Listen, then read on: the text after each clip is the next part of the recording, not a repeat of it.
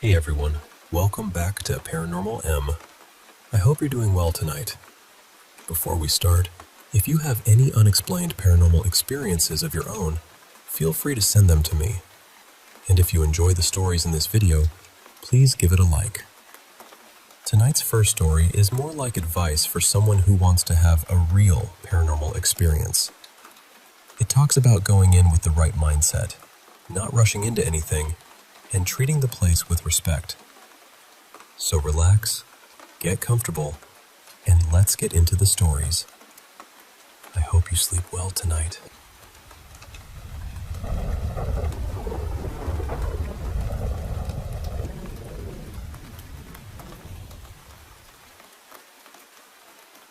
Honestly, the fact that you're even willing to open your mind and put real effort into having a genuine experience is already a strong first step. But I'll say this right away, and I mean it kindly. Stay grounded. Wanting an experience is fine, but don't walk into it wanting to believe every little sound is something supernatural. Do your due diligence. Try to debunk things. Check for drafts, old pipes, animals, loose boards, anything ordinary first. That way, if something does happen, you won't be left wondering whether you fooled yourself. If you're just starting out, I really think the best thing you can do is go with someone you trust. Maybe a close friend, a sibling, someone steady. That way, you can talk things through together, compare what each of you felt or heard, and keep each other balanced. I'd also suggest looking for local places near you that host public paranormal investigations. A lot of these are led by people who know the building's history well, and they usually know the active spots too. It's also much cheaper than trying to rent out a whole location by yourself. There are websites with maps and lists of haunted places in different areas. Some are official tours or public investigations, and others are just local legends where people have reported strange activity. The one thing I would not do is jump straight into some ritual or seance. That is not where you start. You don't know exactly what you're doing yet, and more importantly, you may not know how to protect yourself.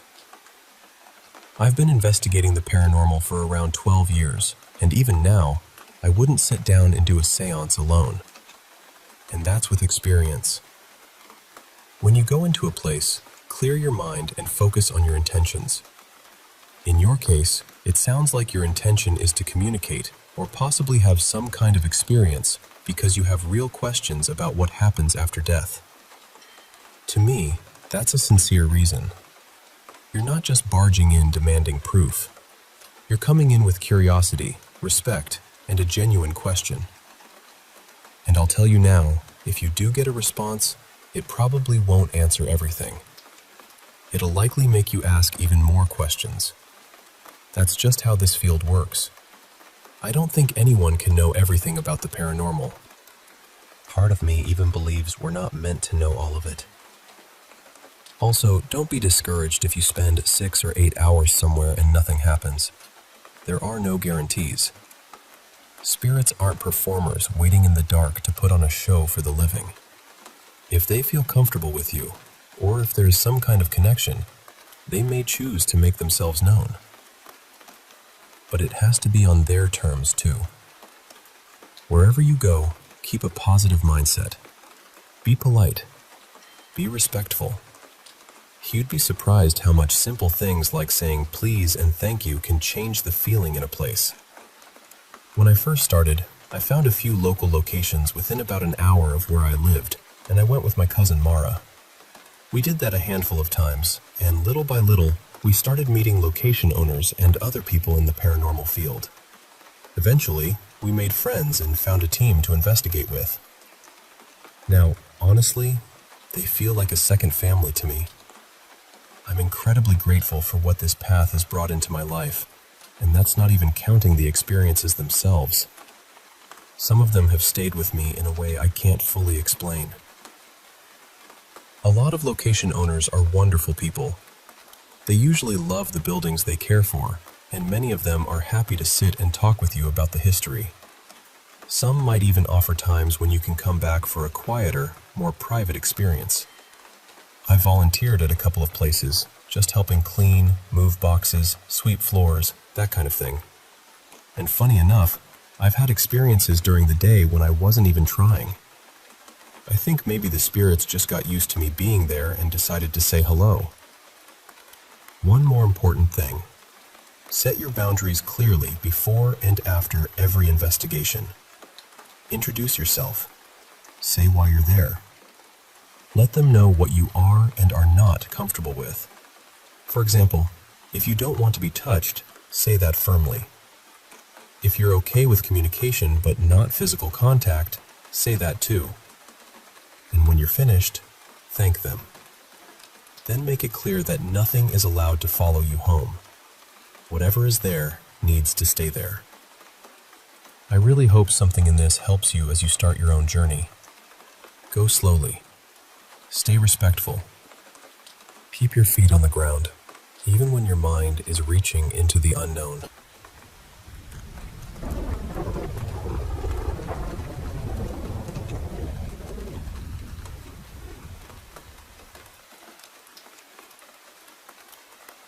I have two stories, and I still think about both of them more often than I probably admit out loud. The first one is about my ex-husband, whose name was Caleb. His father was never really in the picture, so he was mostly raised by his mother and by his grandfather, Franklin. And Franklin was not just some distant grandparent who showed up on holidays. He was Caleb's father figure in every way that mattered. If anyone had asked Caleb who had helped raise him, he would have said Franklin without even thinking twice. Franklin was one of those old school men from a quiet little town in Vermont. The kind of man who walked everywhere, knew everybody, and had probably waved at half the town before breakfast. Back when he was younger, he had served with the local fire department, and people really respected him. He was steady, familiar, a part of the town's bones, really. At the time, Caleb and I were living in the upstairs apartment of a 2-story duplex. Some close friends of ours lived downstairs. That detail matters because the smoke detectors in the building were hardwired, so if one apartment's alarms went off, both apartments usually heard it. We had never had any real problems with them before, except the occasional burnt toast situation, or someone getting ambitious with dinner. About a year after Caleb and I got married, Franklin passed away. The morning of his wake, around 3 a.m, Caleb and I were jolted awake by the fire alarms going off. We barely had enough time to sit up, look around the room, and try to understand what was happening before the alarms suddenly stopped. At first, we figured our downstairs neighbors had probably burned something. That was not exactly unheard of. So we laid back down and tried to go back to sleep. Then, maybe 5 minutes later, the alarms went off again. This time, we got up. We checked the apartment. We looked for smoke. We checked on the cat too, because if it had been carbon monoxide, I knew smaller animals could show signs before people did. Everything seemed fine. I went down the stairs and listened near our neighbor's door to see if their alarms were going off too. They weren't. That was strange. Really strange. Then, just like before, the alarms stopped on their own. We cracked a window just to be safe, went back upstairs, and got into bed again. Still uneasy, but tired enough to hope it was over. 5 minutes later, the alarms started screaming again. And I don't know what came over me, but I sat up and shouted, "Enough, Franklin!" The alarms stopped immediately. Not faded, not slowed down. Stopped. We lived in that apartment for another few years after that, and those smoke alarms never went off like that again. Caleb and I always liked to believe that was Franklin saying goodbye in the only way that made sense for him. A fireman, one last time, making sure we knew he was there. The second story happened after Caleb and I decided to divorce. Not long after that, I signed up for an EMT course that my sister was teaching. My sister is one of those people everybody loves, and I don't say that bitterly at all, because I adore her too. She joined the military at 16 with our parents' permission, served in Iraq, and even received a governor's award for work she did helping civilians get access to medical care. After she came home, she became an EMT, then worked her way up to critical care paramedic, which is basically a doctor on wheels without the operating room. Eventually, she was asked to take over as chief of a small-town rescue squad that was close to shutting down. A few years later, they were thriving. And somehow, through all of that, she was raising 2 kids and finishing nursing school with high honors. So yes, everyone's favorite. She needed more people to fill the EMT class, and I needed another source of income because I was suddenly trying to manage life as a single mom on one income. I had no real medical background, aside from a CPR class back in middle school. My sister was the medical person in our family. My dad had some basic first responder knowledge, but that was about it. And my dad is important to this story too. He and I were not close. I spent years in foster care, and for a long stretch of that, we had no contact at all. Later on, he actually lived with Caleb and me for a while, which became one of the reasons my marriage started to fall apart.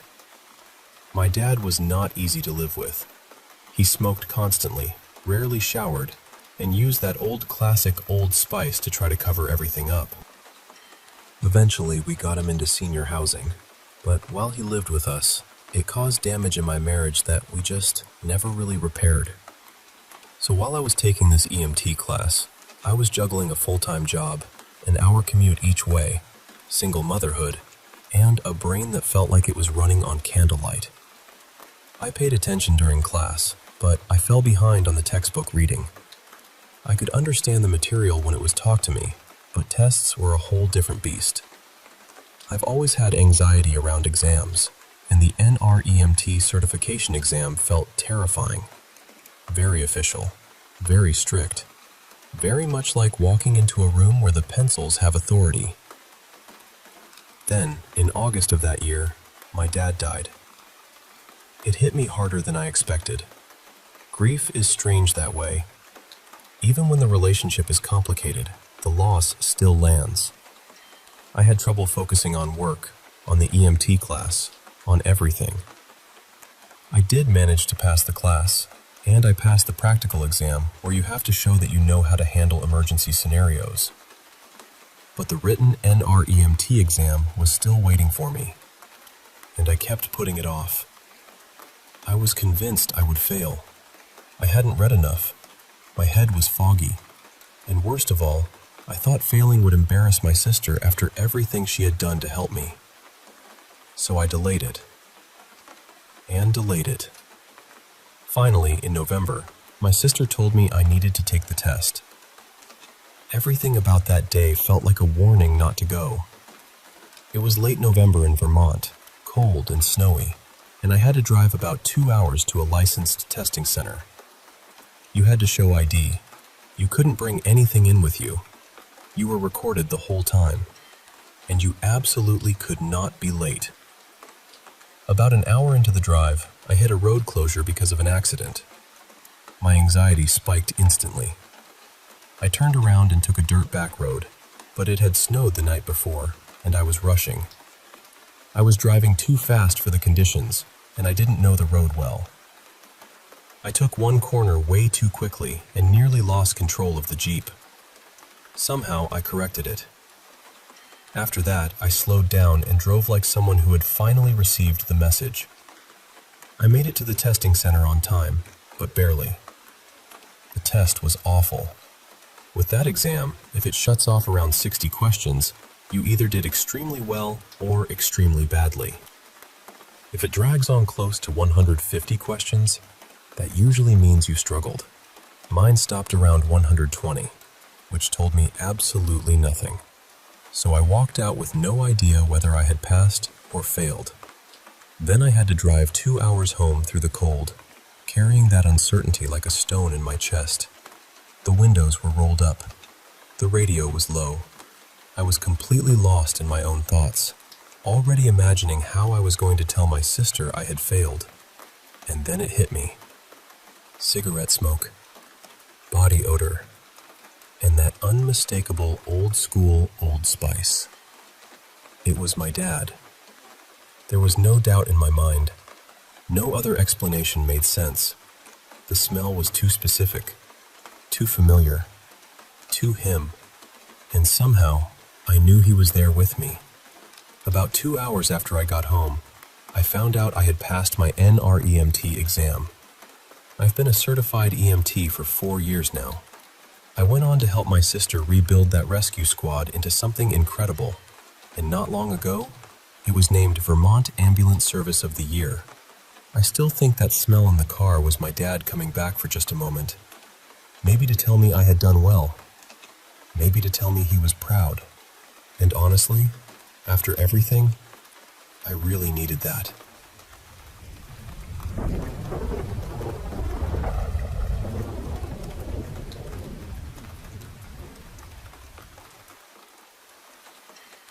I'll be honest with you. If you're hoping everything in this universe is going to line up perfectly with reason and logic, you may end up disappointed over and over again. After more than 5 decades of living, I've learned that not everything can be neatly explained. And honestly, I don't even wear myself out trying to make sense of most things anymore. For me personally, things actually make less sense without God. I'm not saying that to push my beliefs on anyone. I'm just speaking from where I stand. I have a hard time looking at the universe and believing it all just happened by accident. The idea that everything began with some massive explosion, and then somehow planets, stars, life, oceans, animals, and human beings all came together by chance just doesn't sit right with me. Especially when I think about the human body. Every second of every day, there are countless things happening inside us without us even telling them to happen. Our hearts beat, our lungs breathe, our cells repair, our brains process. Even when we're sick, the body keeps fighting, keeps adjusting, keeps trying to keep us alive. That feels far too intricate to be random, at least to me. So the closest I come to finding meaning and logic behind our existence is the belief in a divine creator. And then there are all the stories people have told throughout history. Stories about paranormal experiences, near-death experiences, ghosts, UFOs, cryptids, past life memories, and things that seem to reach beyond what we usually call normal. I'm not talking about people who are just making wild claims for attention. I'm talking about ordinary, credible people. People with families, jobs, reputations, and nothing obvious to gain by speaking up. A few weeks ago, I watched a video about researchers who took years' worth of reported cryptid sightings and ran the data through AI. I can't remember whether it focused only on Bigfoot or included other cryptids too, but I think it may have covered several kinds of sightings. The idea was to see if patterns appeared. Maybe the data would expose the whole thing as nonsense. Maybe it would show that most of the reports came from unreliable sources. But according to what I watched, that isn't what happened. The AI didn't come back and say, yes, Bigfoot is real, or anything that dramatic.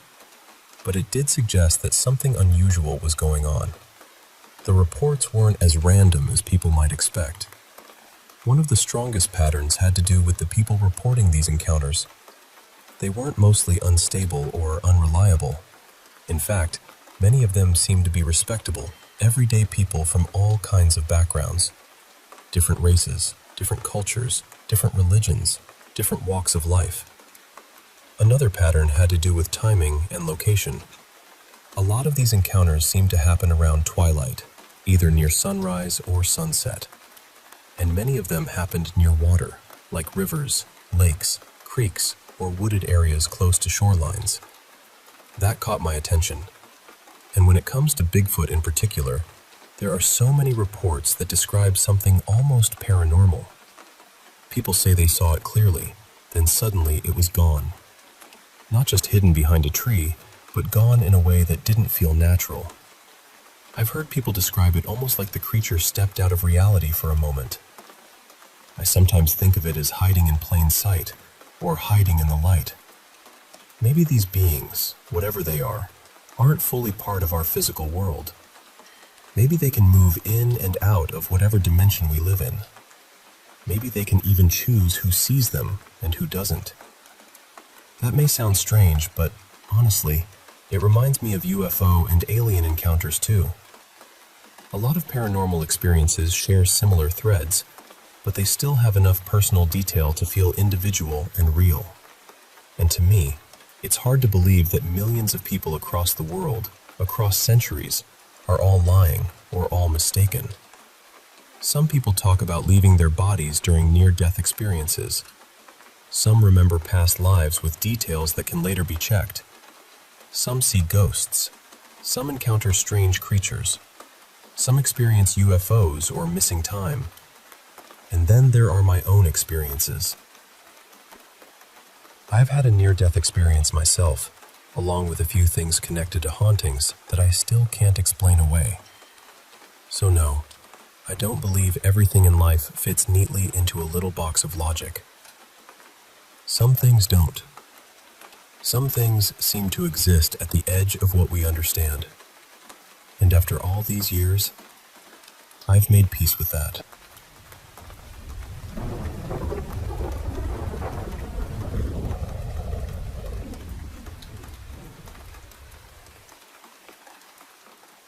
I want to tell you this as honestly as I can, because I've experienced a lot of what you're describing. Not always all at once, and not always in the same way, but enough that I understand that feeling of wondering whether something unseen is pressing into your life. Back then, I was pregnant and genuinely happy. My husband, Mark, was a good man, and we were excited about becoming parents. But the house we were living in needed too much work. It just didn't feel like the kind of place where we could bring a baby home and still manage everything else. So we moved. We found a pleasant-looking house in a town we'd lived in before when we were newly married. At first, everything seemed fine. But after about 2 months, I started feeling it. That strange sense that someone else was there. Sometimes it didn't even feel like one presence. It felt like a crowd of people I couldn't see. One afternoon, I was sitting in bed reading. My cat was curled up beside me, completely asleep. Suddenly, the side of the bed I was on lifted into the air, maybe 4 or 5 inches, and then dropped hard. My cat woke up from it immediately. That was the thing that stayed with me. I knew I hadn't imagined it. After that, I started seeing shadowy figures around the house. Not just inside either. I would see them around the neighborhood too. Around that same time, a young couple moved in next door. I knew the young woman's father a little, and he had been so pleased about his new son-in-law. He had known him for years and spoke very warmly about him. The couple seemed happy at first. Then the young woman became pregnant, and they were thrilled. But soon after, the fighting began. The husband started drinking heavily. After the baby was born, she moved out. From then on, the police were constantly at the house because of his drunken outbursts. Eventually, the place sat empty for a long while. On the other side of us, another young family moved in. Before long, there was constant domestic violence there too, bad enough that the police had to keep coming. Then there was a house a couple of doors down. When we first moved into the neighborhood, the owner had recently died from cancer. The house was empty for a while, and then a very nice family moved in. Not long after, the mother suddenly developed cancer and passed away. That family left. Another family moved in after them. They had a little boy, maybe 3 or 4 years old, and I know this sounds awful to say, but there was something deeply wrong in his eyes. He had this coldness about him that frightened me. Nobody else seemed to notice it, but he seemed to know that I did. He was especially unpleasant toward me, though I was never rude or unkind to him. I just tried to keep my distance. One night, I was walking my dog when I saw a very tall shadow figure move toward that house. It didn't open a door. It just passed straight through the wall. The feeling coming from it was horrible. Not just dark, but full of hatred. It felt like it hated people. After that, the father in that house became verbally abusive to his wife in front of everyone. One day, the mother came over terrified and asked my husband for help. She said the ceiling fans in her house had turned on by themselves and were spinning so violently she thought they were going to tear out of the ceiling. My husband couldn't fix it, so the only thing he could do was shut off the electricity. Eventually, that family moved in the middle of the school year. They left furniture behind and only took clothes and small personal things. When the mother came to say goodbye, I noticed the little boy seemed different. He looked normal again, not cold or cruel like before. But he was physically very sick. I don't know everything that happened to them after that, but I heard they settled somewhere far away, on the other side of the country. I hope they found peace. Their children would probably be college age by now. My own daughter grew up seeing shadow figures in that house, and after years of being surrounded by so much violence and heaviness, we finally sold it. An Indian family bought it, and since we didn't move too far away, we've seen them from time to time. They seem very happy there, which honestly brings me some comfort. That's why I do believe blessings can help, in whatever way your culture or religion understands them. I have Indian friends, and one of them works very intentionally to keep her home peaceful and blessed. She is Hindu, very devoted, and active in her temple. I'm Christian, so I pray over my home. I've also used salt while praying. In that old house, I don't think I could keep the shadow beings away permanently, but I could create long stretches of peace. The house I live in now is much calmer. I don't see shadow figures here. Once in a while, it feels like something passes through, but it never stays. Still, there are strange things. The house itself is well built and well maintained, but things break in ways that don't make sense even to contractors. Strong materials that should have lasted have disintegrated. Appliances, small hardware, door mechanisms, things like that have just fallen apart from the inside. My husband was fairly well, and then about 3 years ago his health suddenly declined badly. He could have taken better care of himself, yes, but many people take worse care of themselves and don't become that sick so quickly. He passed away. I've also had pets who seemed perfectly fine suddenly die. 2 cats dropped dead unexpectedly, and another became ill very fast and died. Each time it was said to be heart failure. In the last 5 years, all of my husband's aunts and uncles, both of his parents, and my father have died. And it hasn't only been me. One friend's husband suddenly lost his sanity. He had seemed fine, and then something in him just snapped. We're still hoping he recovers. Another friend had a stable, comfortable life, and within 2 years lost his job, his health, and his home. I thought my luck had been bad, but what happened to him was catastrophic and so fast. Most people I know are struggling with something serious now, even people who seemed steady before. I do pray a Christian prayer that someone once shared online, but I won't repeat it here because I don't know your religion, and I want to be respectful. I also believe in science and logic. I really do. It's possible that some of what people experience comes from psychological strain, grief, stress, or exhaustion. I explored that seriously in my own life. After I reported seeing things, doctors treated it as hallucinations, and I was treated for postnatal depression and postnatal psychosis. I made sure to check whether I was mentally well.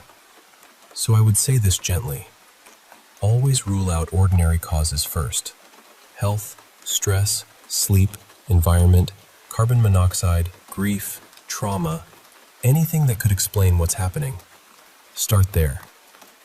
And only after that, if things still don't make sense, then consider the possibility that something else may be going on. Everything I've told you could be explained away as people collapsing under the strain of modern life. Maybe that's all it was. But I lived through it. And I know how it felt.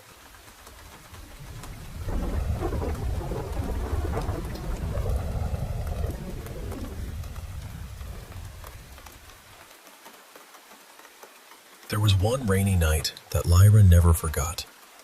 She had gone back to her family's old vacation house in the province, a place no one had really stayed in for years, not since her grandmother passed away almost 6 years earlier.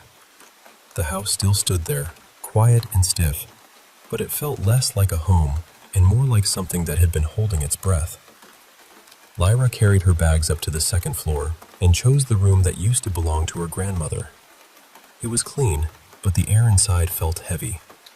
Old photographs covered the walls, mostly pictures of stars, moons, and planets.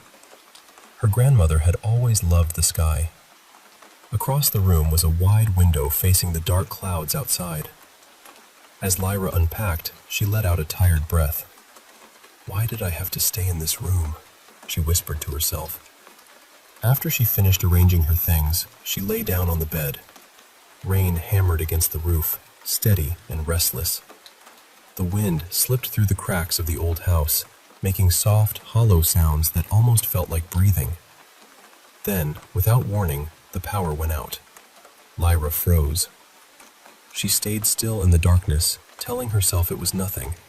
Just the rain, just the storm, just an old house making old house noises. Then something flickered near the window. At first she thought it might have been a light from outside, maybe a passing vehicle, maybe a lamp from the road. But there was no road close enough to that side of the house. The flicker came again. This time she saw it clearly. A small hand appeared at the edge of the window. It was pale, too pale. The fingers were thin and wet, pressing gently against the glass. Lyra sat up slowly, her heart beating hard in her chest. Then another hand appeared, then another. One by one, more pale hands slid over the window, brushing the glass as if they were searching for a way in. Lyra wanted to scream, but her voice stayed trapped in her throat. She knew that room was on the second floor. There was no balcony outside, no ledge wide enough for anyone to stand on, no ladder, no tree, nothing. And yet the hands were there. Then the window opened by itself. A cold gust of air rushed into the room, carrying the smell of rain, wet leaves, and something old. Something buried. Then a soft voice whispered from outside. "I've been looking for you. I've been looking for you, my child." Lyra turned toward the window, and there, hanging in the darkness outside, was her grandmother's face. But it was not the face Lyra remembered. The eyes were empty, dull, and clouded. The mouth stretched into a slow, heavy smile. Her hands reached forward like tangled roots, desperate to hold on to something. "Grandma?" Lyra cried. She jumped from the bed and ran toward the door, but before she could reach it, something grabbed her ankle. A hand. Cold, wet, tight. It felt soaked with rain and tears. Lyra fell hard to the floor. She kicked and clawed at the wooden boards, but the hand dragged her backward, inch by inch, toward the open window. The voice came again, closer now. "You can't leave. You promised you would stay with me." Lyra screamed. Then suddenly, everything stopped. The hands vanished. The face disappeared. The lights came back on. The window was shut, locked, and still, as if nothing had happened. But near the window, on the wooden floor, were small handprints. Wet, pale handprints. No matter how hard Lyra scrubbed them, they would not fade. The next morning she packed her things and said she was leaving right away. She did not explain much. She just wanted out of that house. But as she walked down the path toward the gate, something made her look back. Upstairs, in her grandmother's old room, she saw a face pressed against the window. It was her own, smiling, hanging outside the glass, with both hands pressed flat against it.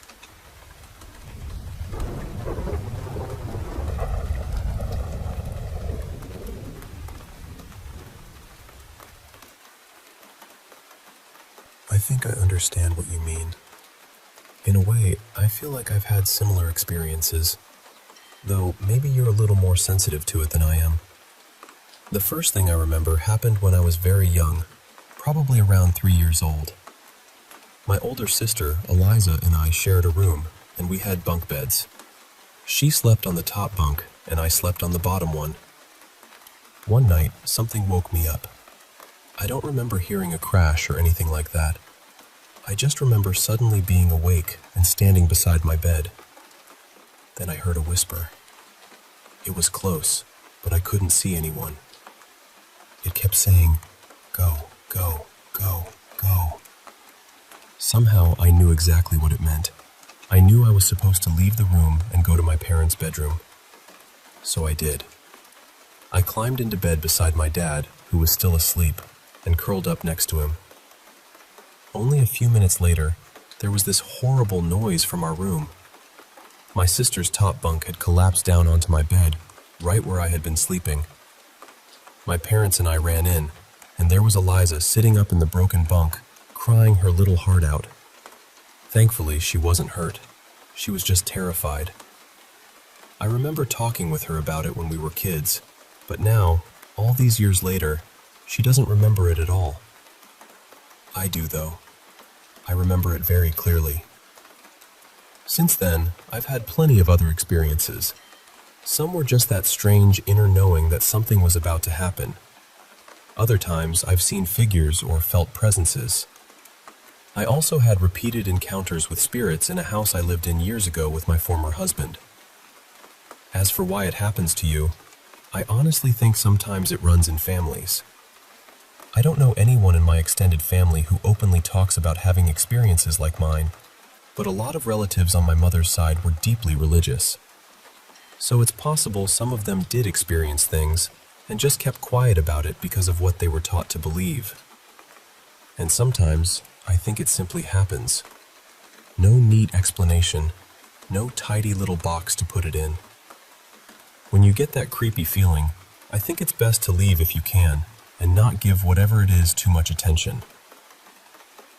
Sometimes ignoring it seems to help, almost like it assumes you don't notice it and moves on. But once it knows that you know it's there, I'd be firm. You can say it out loud or just say it in your mind, but say it with authority. Tell it to leave you alone. Act like you're in charge of your own space, because you are. I've had moments where I basically told something to get away from me and stop bothering me, and it worked. You can also ask for help from loved ones who have passed, or from whatever guides or protective spirits you believe in. They may be able to help, or maybe not, but I don't think it hurts to ask. Some people also wear black tourmaline for protection, others like rose quartz. You don't have to make a big ritual out of it. You could just keep a stone in your pocket if that feels right to you. Most of the time, spirits don't really bother me. They're just there, passing through in their own way. But when the energy feels wrong, heavy, or threatening, that's when I call for help or make it very clear that I want to be left alone. If you belong to a religion, lean on what brings you comfort there. For some people, that might mean praying to Jesus. For others, it might mean calling on Allah, angels, ancestors, saints, or whatever spiritual protection they trust. In my opinion, the exact words don't matter as much as your intention. If you're too scared to remember a prayer, just focus on the feeling of protection. Push that intention outward. Make it clear that whatever is bothering you is not welcome. I hope this helps you a little. Trust your intuition. Pay attention to how something feels. Some things can be deceptive, so learning discernment takes time and, honestly, a bit of trial and error. Take the advice that feels right to you and leave the rest behind. You'll figure out what works for you. Good luck.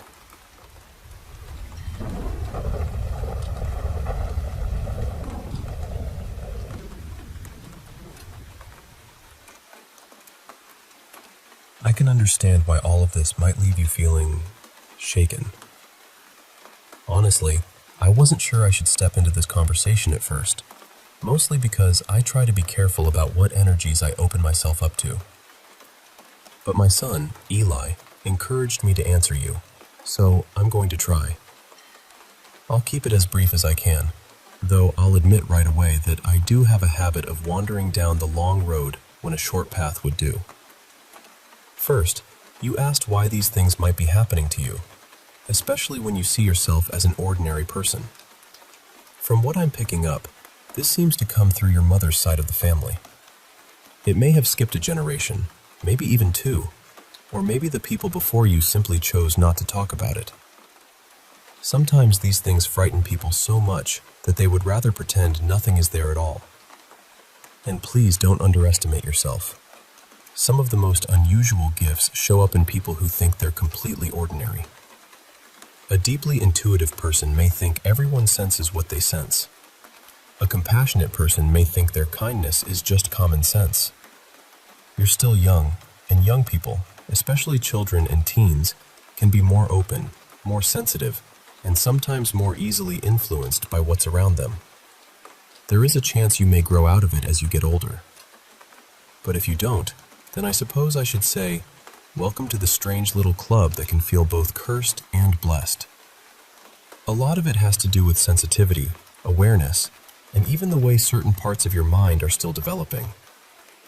You also asked whether you should acknowledge them when something frightening happens, or ignore them completely. My advice is to ignore them as much as you possibly can. Do not feed it with attention. Do not let it pull you into a conversation. And if you can, I would suggest finding someone experienced and grounded, perhaps a reputable spiritual advisor or medium in your area, someone who knows how to handle these things safely. My son just said he has a strong feeling you may have been thinking about using a Ouija board or something similar. Please, do not do that. I cannot stress this enough. Do not invite anything in. Do not open the door wider than it already is. Even if you think they might leave you alone afterward, they almost certainly won't. That sort of thing rarely closes the door. More often, it removes the hinges.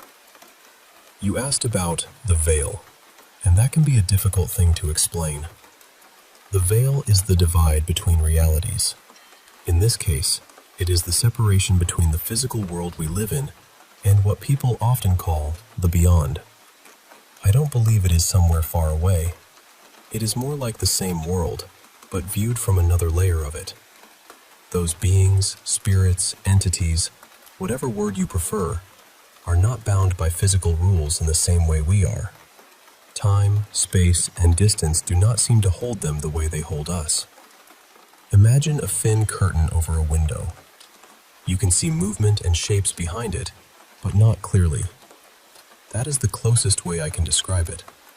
And because it is not a physical thing, people experience it differently. Some sense it visually, some emotionally, some through dreams, sounds, or sudden knowing. As for protection, yes, there are things you can try. You might visit a spiritual shop and ask about protective crystals. I've heard good things from people who use them. Black tourmaline is often used for protection against heavier or negative energy. My son feels that for you, it may not be enough on its own.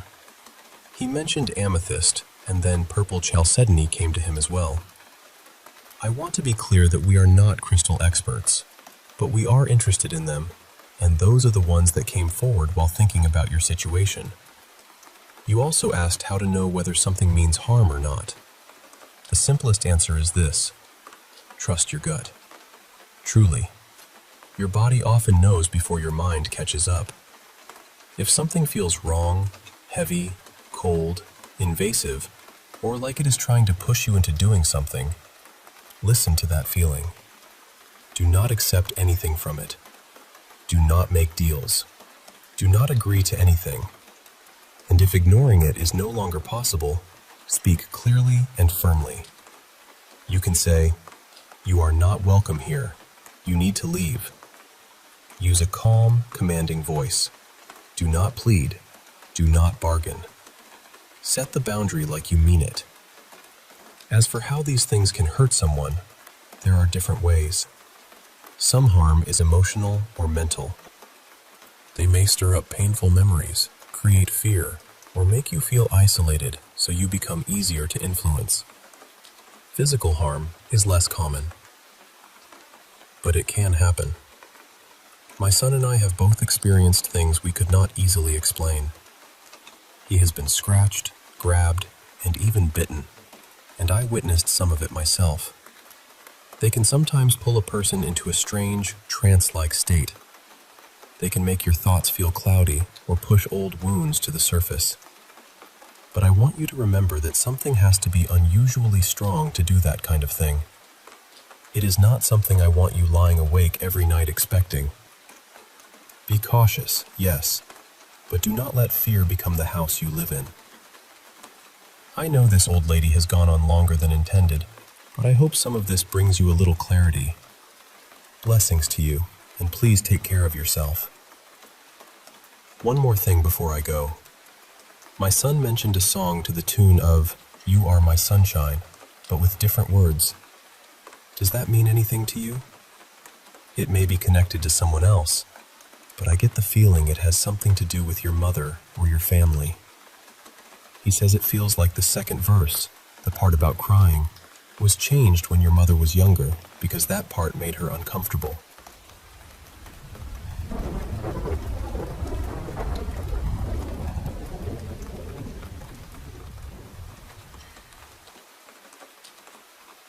I don't have a huge amount of experience with things like this, but I can tell you what happened to us.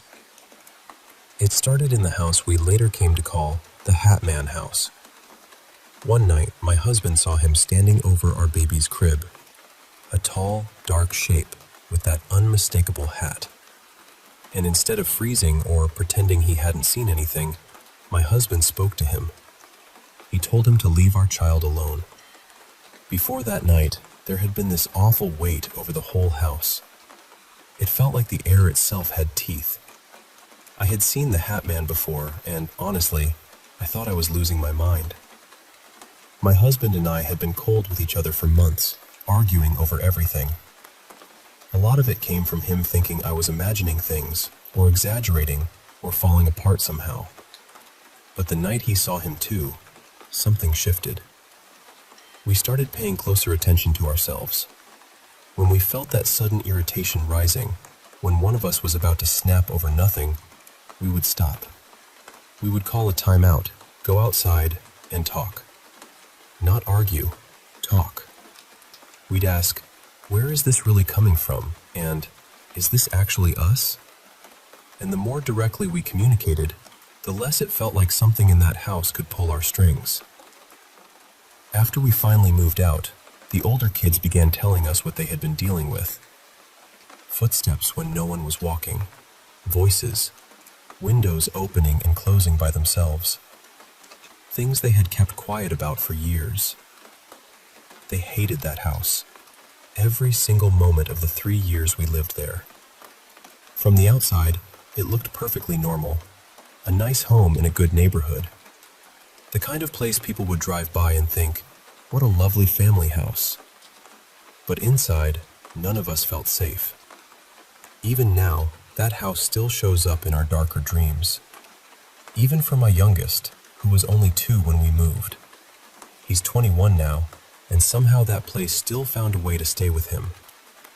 It wasn't until later that I learned about saging a home, and about walking through your space with confidence, speaking out loud, firmly banning anything dark or harmful from staying there. You have to mean it. You have to be direct, firm, loud if you need to be. No fear in your voice.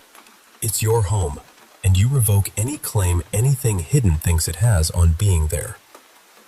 I've done that in every place I've lived since the Hat Man house. I would love to say it would have worked there too, but I honestly don't know. What I do know is that every home after I learned about saging and banishing has been free of that kind of darkness. Now, we do have what I jokingly call house gnomes. You know, the little harmless kind of weirdness where a remote disappears, and then later it's sitting right back in the exact place everyone already checked 3 times. That sort of thing. Annoying, yes. Sinister, no. But before I learned about cleansing and banishing, we lived in one more strange house. It was the place we moved into right after the Hat Man house. That one was a short-term rental while we were looking for something permanent. And from the beginning, I felt watched. There was only one corner in the master bathroom that felt truly private. I can't explain why, but the rest of the house felt like it was listening. There was this pressure to be quiet. And I had 4 boys under 12, so quiet was not exactly their natural habitat. But even they tiptoed around in that house. They moved like one loud noise might crack the ceiling open above us. Later, the older kids told me they saw a man walking down the hallway every night. At the time, I remember them all deciding to sleep together in one bedroom and use the other rooms for forts. I was uneasy enough myself that I was relieved they picked the bedroom right across the hall from mine. We were there less than a month. That was when I really started searching for ways to make the supernatural stuff stop. And strangely enough, once I learned about Sage, the landlord suddenly told us we had to leave because the house had sold. At almost the same time, a house became available in the exact neighborhood we had been hoping for. It was only a couple miles away, and the move could happen quickly. I didn't take any chances. The first day I brought boxes over, I saged every corner of that new house. Every cabinet, every closet, the attic, behind doors, under sinks. If there was a shadow big enough to hold a secret, I put smoke through it. That was over 20 years ago. The older kids are grown now, some in their 30s, some in their late 20s, and those houses still give everyone that same cold feeling when they come up in conversation. What I can say is this: in every place I've lived since, I have smudged, saged, and spoken ownership over the home. I have had 0 problems of the negative kind. And yes, I know that when I bring up house gnomes, borrowers, fae, whatever you want to call them, I sound a little off. I know that. But here's the thing. Once the negative presence stopped, odd things still happened. A single item would vanish from a table, then show up a day later in the exact spot where it was supposed to be. Not under a cushion, not in a drawer, right there, right where everyone had already looked. I don't know what that is. I don't know if it's supernatural, cryptid, some strange little trick of the world, or just my own brain misplacing things and then quietly returning them to the scene of the crime. I call them house gnomes because it keeps me from feeling like I'm losing my grip when the disappearing acts happen. But there is a huge difference between that and what was in those houses. The Hat Man house had weight. It had anger. It had fear. It felt like something was feeding off us. The house gnome feeling is different. It's harmless. Confusing, yes. A little irritating, absolutely. But not dark. Not hungry. Not watching from the hallway.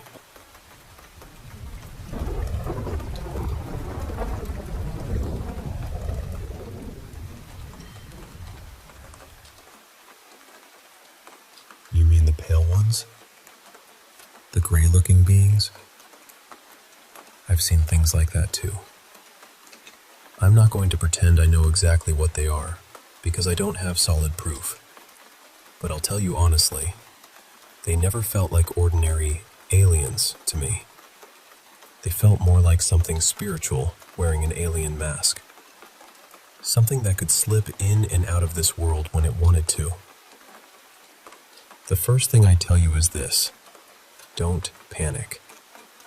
I know that's easier said than done, especially when something is already messing with your dreams. But fear seems to be what they want. When they get into your sleep, the dreams can turn violent, disturbing, and painful. The kind that jolts you awake with your heart pounding. And from what I've experienced, that fear seems to feed them somehow. Another thing I noticed is that they seem to hate the name of Jesus. They don't respond well to prayer, scripture, or anything holy. That's one reason I started wondering if these things are actually demons pretending to be something else. So here's what I'd suggest. Try to memorize a few prayers if you can. The Lord's Prayer, the St. Michael Prayer, and the Hail Mary. Keep them close in your mind so you can say them even when you're scared. And if you see those beings again, speak firmly. Rebuke them in the name of Jesus Christ. Renounce them. Reject them. Tell them they have no permission to be near you, your home, your mind, or your dreams. If they keep bothering you, especially through nightmares, say the St. Michael Prayer. I know that might sound intense, but I'm telling you, it helped me. St. Michael is powerful. And if you ever sense him or see him, don't be afraid. His presence can feel huge, but not in the same way those things feel huge. It feels protective. My feeling is that if they keep coming after someone, it may be because that person has a strong energy or spirit, and these things are trying to drain it. They act terrifying, but honestly, I think they're weak. They scare people because fear is all they know how to use. Without that fear, they don't seem to have much power. If things get worse, call a priest. Get holy water. Bless your home. Look up traditional house blessings and pray through each room. I'd also suggest holy salt if you can get it. I went through something similar a while back. My name's Marcella, and I'm not even Catholic, but Catholic prayers were what helped me fight back. When I started saying scripture out loud and praying with real conviction, those things reacted fast. They hated it. So no, I don't think you're making it up. I believe you're seeing something real, even if we don't fully understand what it is. I have theories, plenty of them, but I can't claim I have proof. What I can tell you is that prayer helped. Holy water helped. Holy salt helped. And when it got really bad, I played worship music in the house, anything that praised God, and let it run for hours. And if nothing else works, pray. Pray to Jesus. Whatever those things are, they really do not like him. And please, let me know what happens. I want to know if other people are experiencing this too, and whether the same things that helped me can help them fight it off.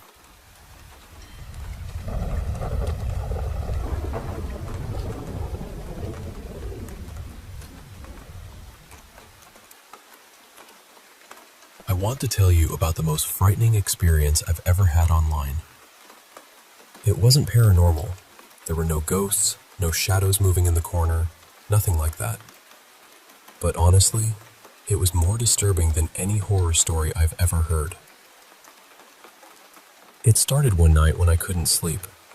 I was scrolling through this app called Friendly Shoulder, where people usually post about their problems, their loneliness, or whatever they need to get off their chest. That night, I saw a post from a user named @Chickadaloos. It was simple, something like, "I'm bored. Does anyone want to talk in private?" So I messaged her and asked what kinds of things she liked talking about, mostly just to find a normal topic and avoid awkward silence. She mentioned a few things, but one of them was dinosaurs. And I love dinosaurs, so that was it. We spent almost the whole night talking about them. Favorite species, weird facts, fossils, all of that. The only personal thing she told me was that she was from Peru, but that she was living in Brazil with her husband. Then she disappeared. For about 2 weeks, there was nothing. No replies, no sign of her. Then one day, she sent me a message that made my stomach drop. She said there were days when she couldn't talk because her husband didn't like her using the phone. According to her, he only let her have it when she behaved well, and even then, mostly just to play games. She also said she had to be careful because if he found out she was talking to other people, he would hit her. I remember answering something like, "That's a horrible relationship. Your husband sounds toxic. And besides, we're literally just talking about dinosaurs." But she replied, "Those are his rules. I have to obey him." After that, she vanished again. 3 days later, she messaged me asking for my WhatsApp. I gave it to her, and not long after, she video called me. And that's when everything changed. The person on the call was not an adult woman. It was clearly a little boy. He was wearing a wig, and his lips were painted. His face looked bruised. He had marks on him, like he had been beaten. Before I could even find the right words, he started crying. He told me he had been orphaned and had been living on the streets. Then, according to him, some man had offered to take him in, but only if he married him and changed himself into a girl. He said that was the condition for having a roof over his head. I froze. I didn't know what to say. I didn't know what to do fast enough. Then I heard a man's voice shouting in the background. The boy panicked and ended the call. And that was the last time I ever saw him. After that, every account disappeared. His WhatsApp was gone. His profile on Friendly Shoulder was gone. Everything was erased, like someone had wiped him off the internet. I spent weeks trying to find him again. I kept posting about what happened on the app, hoping someone might recognize the story or know who he was. I posted it so many times that the app eventually banned me for spam. Before that happened, a few users told me they thought they knew who I was talking about. Some said they had also noticed that the way she wrote sounded strangely childish, even though the account claimed to belong to an adult woman. I still think about him.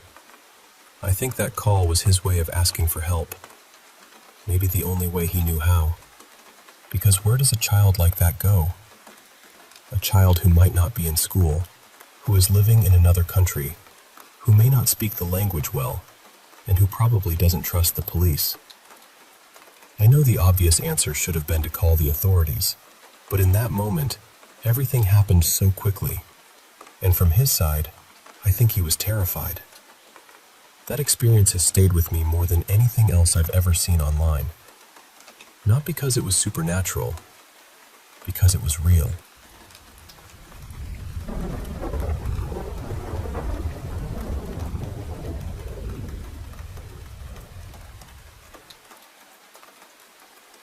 I was 17 when this happened, and even now, years later, it still drifts back into my mind more often than I'd like to admit.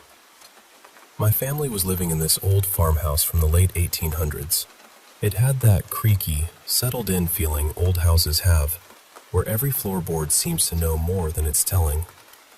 But the strangest thing about it was that the house felt like two completely different places stitched together. Our side looked original. Old trim, older windows, the kind of rooms that felt like they had been standing there forever. But the other half, where our landlord lived, looked totally different. It had this very 1970s feel to it. At the time, I didn't think much of it. I figured people just had different taste. Then the dreams started. For months after we moved in, I kept having these dreams that felt way too real. Some of them were through my own eyes. Some felt like I was floating outside the scene, watching it happen. And sometimes, I was seeing everything through someone else's eyes. It was always a woman. She wore a pale blue dress that looked like something from the 1960s, and she was always crying. She would move through the house, searching for something. Desperate, heartbroken. But she never found whatever it was before I woke up. Eventually, I told my mom about it, and the look on her face changed immediately. She told me she had been having dreams too, only in hers, it wasn't the woman she saw. It was a baby she heard. She said she could hear it crying somewhere in the house, and in the dream, she would run from room to room trying to find it. She'd be panicked, calling out, searching everywhere. But she never found the baby. That alone unsettled me. But what happened next is what I still can't explain. One afternoon, I came home from school exhausted and decided to take a nap on the couch before starting homework. I fell asleep, and the dream began again. Only this time, the woman wasn't wandering through the house. She was standing over me, watching me sleep. In the dream, I pushed myself up a little and asked her, "Who are you?" She didn't answer. She just stepped closer and reached out her hand, like she wanted to help me up. I thought maybe she wanted me to follow her, maybe to show me something, maybe to explain who she was. So I took her hand. And it burned. I mean, it genuinely felt like I had grabbed a piece of metal straight out of a fire. The pain was so sharp and sudden that I woke up instantly. When I looked down, my hand was bright red. Not just flushed either. There was a mark on it, almost perfectly shaped like where her fingers had touched mine. I was sitting there staring at it, completely stunned, when my mom came home from work. She walked in, saw my face, and said, "Lena, you look like you've seen a ghost. Are you okay?" And in that moment, I suddenly knew. I don't know how to explain it, but I knew with complete certainty. I told her, "The woman from my dreams died in a fire, here, on the other side of the house, and the baby died too. She's been looking for her baby." My mom went still. Then she sat down very slowly and said, "I know." That was when she told me she had started looking into the history of the house after we realized we were both dreaming about something connected. She had found out there had been a terrible fire in the 1960s. Half the house burned, and a woman and her 6-month-old baby died in it. Afterward, that side of the house was rebuilt to match the outside, but the inside was completely different. That was why our landlord's half looked like it belonged to another time. Because it did. I never saw the woman again after that. No more dreams, no more crying, no more searching. I've always hoped that maybe she just needed someone to know what happened to her. Maybe once we understood, she didn't have to keep wandering through that house anymore. It was the strangest, most frightening thing I've ever experienced. And even though almost 15 years have passed, I can still remember that red mark on my hand like it happened yesterday.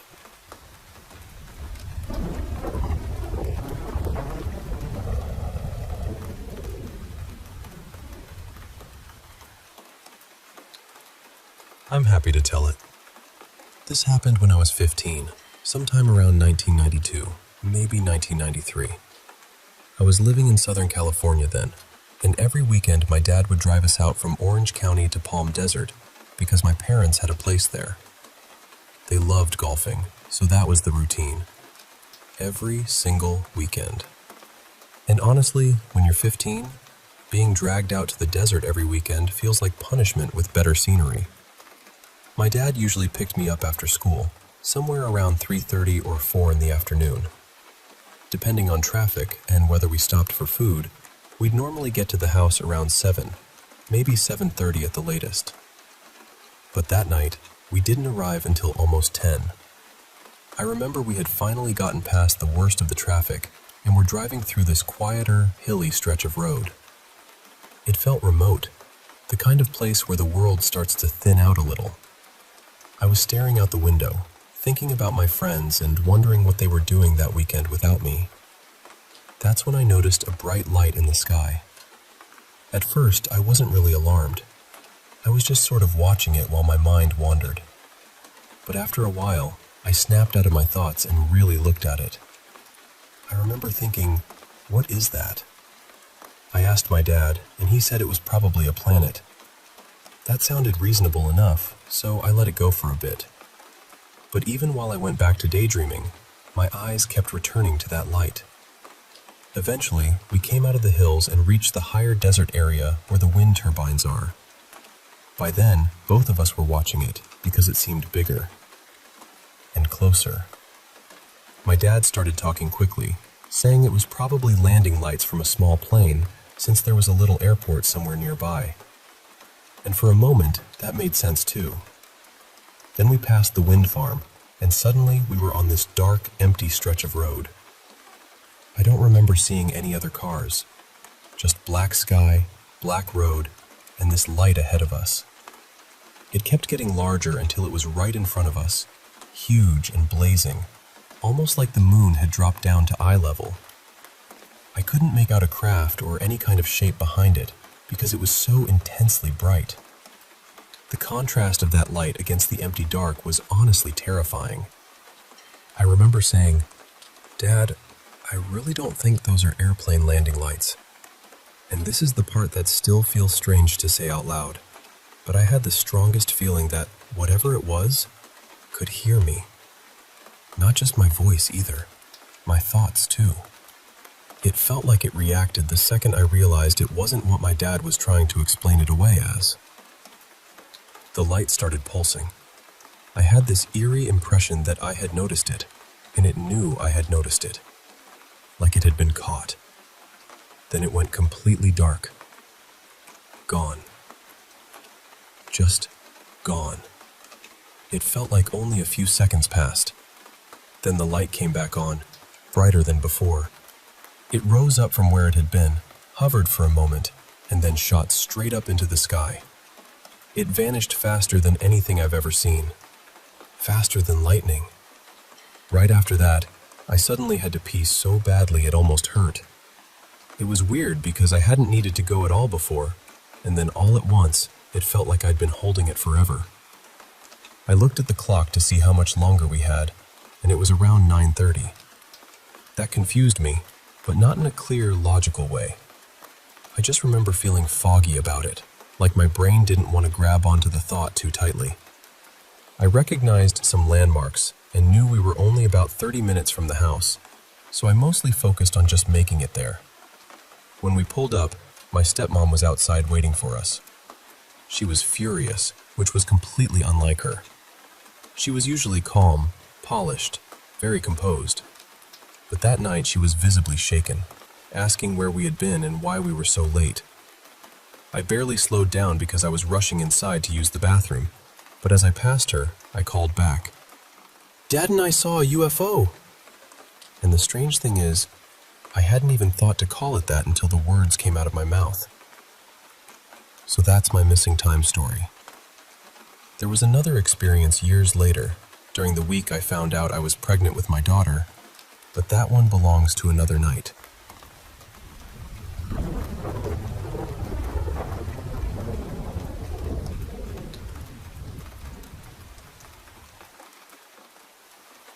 I should probably start by saying the house wasn't some ancient, falling apart place with creaky floorboards and ivy crawling up the walls.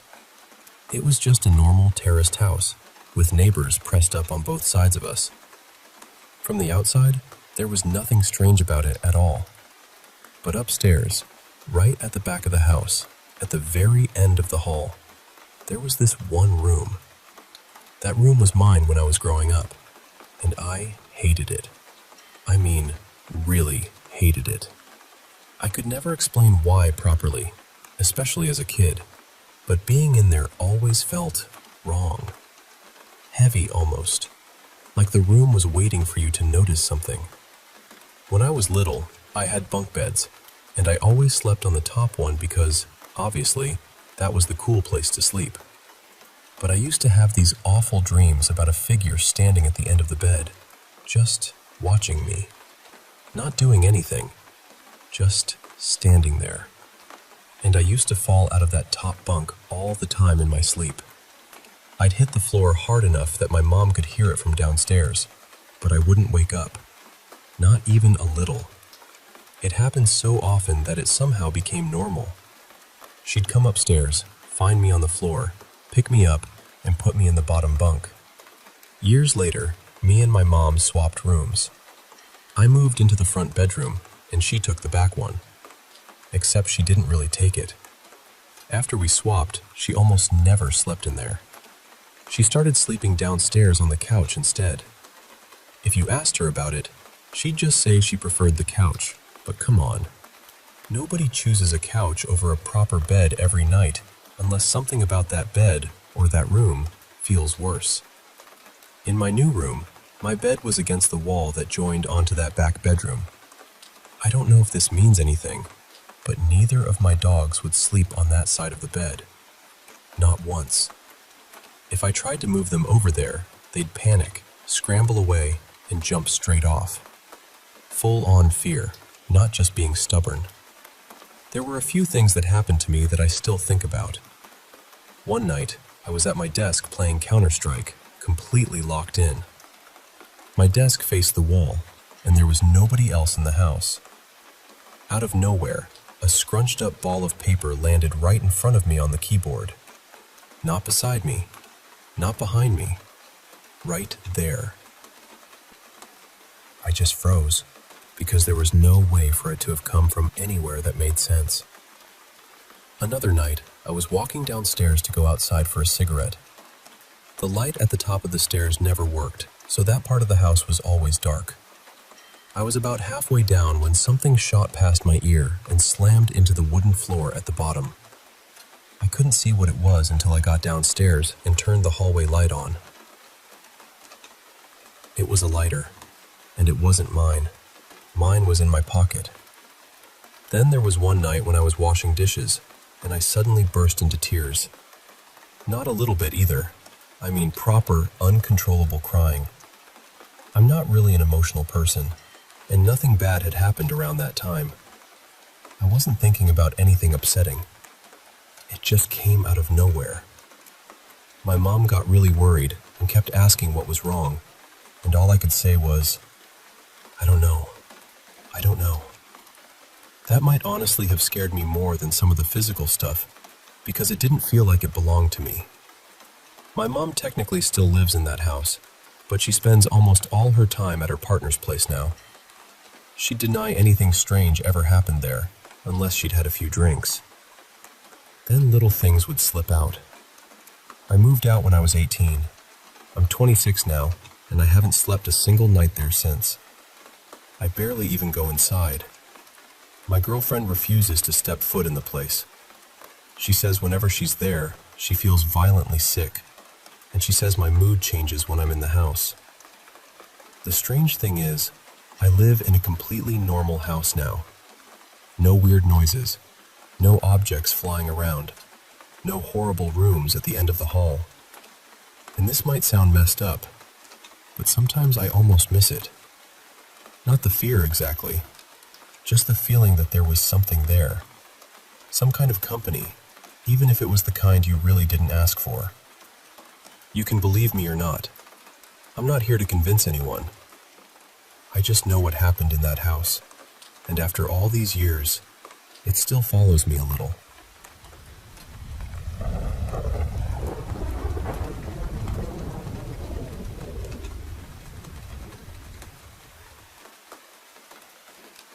So this happened back in 2008 when I was dating a woman named Marin. She was really into horror movies, ghost stories, the whole strange little midnight carnival of it all. One night, she got it in her head that she wanted to use a Ouija board. I didn't own one, and honestly, I wasn't about to go buy one. I was working as a graphic designer at the time, so I figured, fine, I'll just make one. I designed it myself, printed it at work on this thick, glossy photo paper, and brought it home. Marin put it in a frame, and she already had one of those little planchette things, the piece you rest your fingers on. Since the board was under glass, it slid around pretty easily. Now, before I go any further, I should say this clearly. I don't think of myself as a superstitious person. I'm not someone who automatically jumps to ghosts or demons every time a house creaks. But I've seen enough odd things and heard enough strange things to leave the door open a crack. I don't know what's really out there. Maybe there are overlapping realities. Maybe there are dimensions brushing against ours like pages in a book. Maybe this whole thing is something stranger than we're built to understand. Human eyes can't even see the full spectrum of color, so who knows what else we're missing? And then there are things like the Mandela effect, where huge groups of people remember the same thing differently. Sure, memory is slippery, but millions of people being wrong in the same direction? That always felt a little harder to explain. Anyway, back to that night. We did the usual Ouija board routine. Fingers on the piece, asking questions, watching it drift from letter to letter. I honestly don't remember much of what it spelled out. I wasn't taking it seriously. In fact, I was trying very hard not to take it seriously, because deep down, I didn't really like messing with that kind of thing. When the planchette moved, I just assumed Marin was doing it. Maybe she thought I was doing it. Nothing dramatic happened. No lights flickering, no whispers, no horror movie nonsense. I think she was trying to contact a relative, maybe her grandmother. When we were finished, I told her I didn't want that thing sitting around my apartment. So I took the board out of the frame and threw it away. The next day, I came home from work, opened the closet, and there it was. The board was back in the frame, sitting on the floor. I asked Marin if she had taken it out of the trash, and she said no. At first, I thought she had to be messing with me, but her face changed. She looked genuinely worried, not playful, not guilty, just concerned. So I took it out of the frame again. This time, I walked it all the way out to the dumpsters. I bent the glossy sheet as much as I could, shoved it down into the trash, and left it there. The reason I hadn't crumpled it the first time was because it wasn't regular paper. It was thick photo stock, the kind that doesn't just fold up neatly unless you really mean it.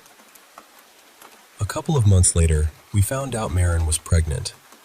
We decided we needed a bigger place, so I found an apartment across town. We packed everything up over a weekend. Back then, I had a lot of old music gear. I used to play in bands, and even though some health problems later made it hard for me to play like I used to, I never liked getting rid of my instruments and equipment. Most of it was stored in the coat closet. So I opened that closet to start packing, and sitting right there with my music gear was the Ouija board. In the same frame. And the paper was perfect. No bends, no wrinkles, no crease marks, nothing. It looked like it had never been thrown away at all. I just stood there staring at it. Then I called Marin over and showed her. This time, she was scared too. Not pretend scared. Not, this is fun, scared. Actually scared. So we both took it outside together. I smashed the frame into pieces. Then I set the board on fire. We stood there and watched the whole thing burn until there was nothing useful left of it. After that, we threw the broken frame pieces into the dumpster. I also made her get rid of the planchette. We moved a few days later. We never saw the board again. And I still don't have an explanation. A few years after that, when our son was still a toddler, something else happened that I try not to think about too much. One day, he tried to walk straight into the fireplace. We stopped him immediately, obviously, and asked him why he would do something so dangerous. He told us there were children living inside the fireplace. He said they talked to him through the wall. He said they wanted him to come play. I made him promise me, right then and there, that he would never, ever do anything like that again. He's 18 now. Just a few days ago, he got on a bus to visit his girlfriend in another state. I hadn't thought about any of this in years, but after he left, this sudden wave of fear came over me. It was sharp and heavy and out of nowhere. It passed. I'm okay now. But it was strange, really strange, because I hadn't seen anything or read anything that reminded me of that board in a long time. And then, suddenly, there it was again in my mind, clear as glass. I don't know what any of it means. I only know what happened.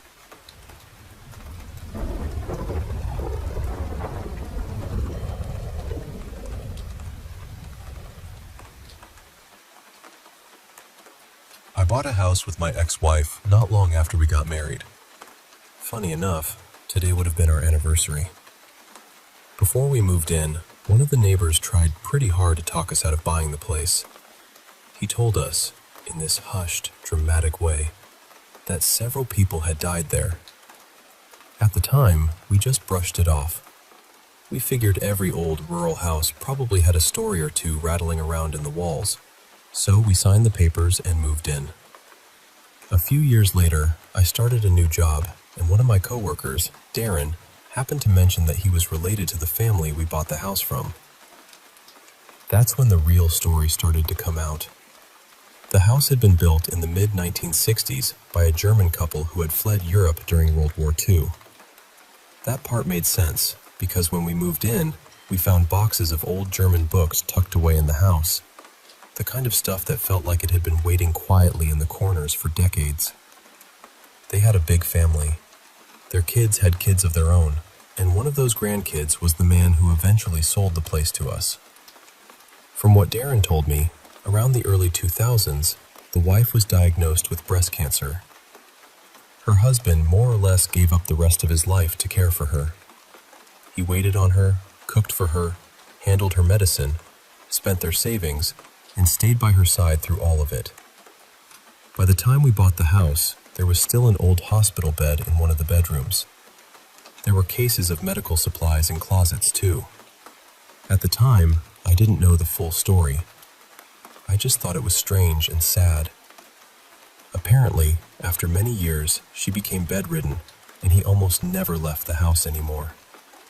He was her full-time caretaker. This next part is mostly family speculation, passed around and softened by time. But one morning he left to run errands. The house was way out in the country, so even something simple, like paying a bill in person, could turn into a long trip.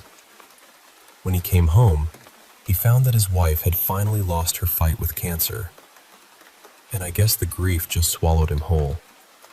The way Darren told it, the husband took a bottle of her pain pills, swallowed all of them, laid down beside her, and died next to the woman he had spent years trying to save. I'm not going to pretend that didn't get to me. I was sitting there at work, listening to this story about my own house, and I was genuinely crying. It was awful and beautiful in the saddest possible way. But then the story took a strange turn. For some reason, none of their children wanted anything to do with the house after that. Nobody wanted to clean it out. Nobody wanted to sell it. Nobody even seemed interested in the money. It just kept getting passed from one family member to another, like an unwanted heirloom with too much weight attached to it. Eventually, one of the grandkids asked basically, "If I deal with selling it, can I keep the money?" And everyone agreed, probably just relieved that somebody was finally willing to handle it. So we started cleaning the place out.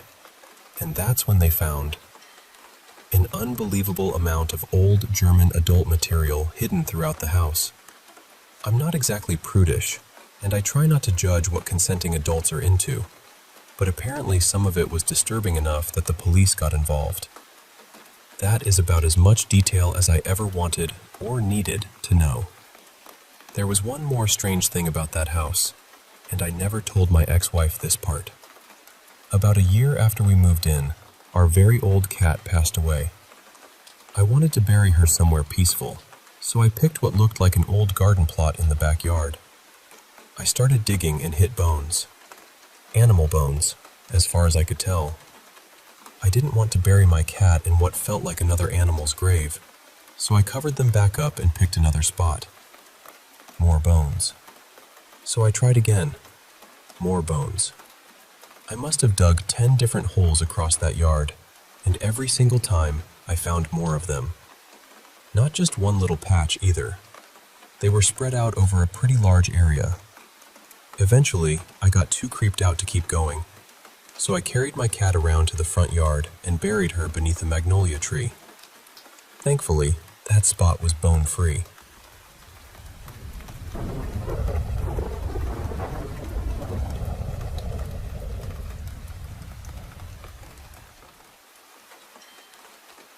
I can understand what it feels like to be sensitive to things most people don't notice. I don't really talk about it often, because it sounds strange even to me. But there have been times when I felt like I was receiving messages from people who had already passed. Most of the time, they seem to come from people who died suddenly, especially by suicide. My feeling is that they aren't fully settled yet, or maybe there's something they desperately need someone living to hear. The first time it happened, I wasn't looking for it. I didn't invite it in. I was just trying to fall asleep. I remember lying there in the dark, almost drifting off, when this intense sensation came over me. It felt like my whole body was vibrating from the inside. There were these deep, humming sounds in my head, almost like echoes in a tunnel, and flashes of color behind my closed eyes. It reminded me a little of those jolts you get as a child when you're half asleep and suddenly feel like you're falling. Except this was much stronger, much more deliberate. I sat up fast and shook my head, trying to make it stop. For some reason, I felt like I was about to cry, even though I didn't know why. Then it happened again, and again, maybe 4 times in a row. Finally, I gave up on sleeping and went into the living room to watch television for a while, just to feel normal again. About half an hour later, I went back to bed. This time, whatever it was came through softer. It was still there, but gentler, almost like it was approaching from far away. I remember thinking, "All right, what do you need to say? Because clearly you're not going to let me sleep." And then everything changed. The noise stopped. The colors stopped. Suddenly I was a man, tall, thin, completely bare, sitting in the dark at the edge of a high ridge or cliff. I couldn't see what was below me. I only knew it was very far down. I was hugging my knees, rocking back and forth. My teeth were chattering. My breathing was broken from sobbing, but there were no tears left. I got the impression of a short name. At first it flickered in my mind, like Rob or Dan, but it wouldn't settle. Then I stood up. I stretched my arms out, lifted my face, closed my eyes, and stepped forward. The second he stepped off, I wasn't in his body anymore. I was in his mind, and what came through was instant regret. Not a little regret. Not a thought passing by. It was everything. There was this long, terrible moment where he realized he wanted nothing more than to have his feet back on solid ground. He wanted to undo it. He wanted the smallest chance to choose differently. It was shocking how fast everything had changed. 1 second, there was still a choice. The next second, there wasn't. I never felt the impact. I never experienced the actual death. I think that part was missing because he was already gone. Instead, I suddenly saw a woman from above, unlocking her front door after work. It was like I could see through the roof of her house. I couldn't see her face clearly, but I recognized the long hair. I recognized the house, the land around it, the little lane. She was someone I had only met once years before. At the time, my boyfriend and I had rented a small place one summer from his uncle, and this woman lived across the lane. One afternoon, we stopped by with his uncle because they were going to give her an estimate for painting the outside of her house. I remember waving and saying, "Hi, neighbor," just being friendly. While we were standing there talking about paint and supplies, a man came out of the house wearing cycling clothes with a bike over his shoulder. She introduced him as her husband. He kissed her quickly on the cheek and said he was going for a ride. Then he left. That was it. Just a tiny moment. Life went on. Years later, I was helping my boyfriend's uncle plant flowers at another property in a nearby town when he mentioned her name. He said he had recently run into her after not seeing her for years, and they were planning to have coffee. The second he said it, I went completely still. I was right back in that experience again. He had to tap me on the shoulder because I wasn't answering him. I was nervous, but I finally told him what had happened. I told him about the man at the cliff, about the regret, about the message, and about the short name that felt like Rob or Dan.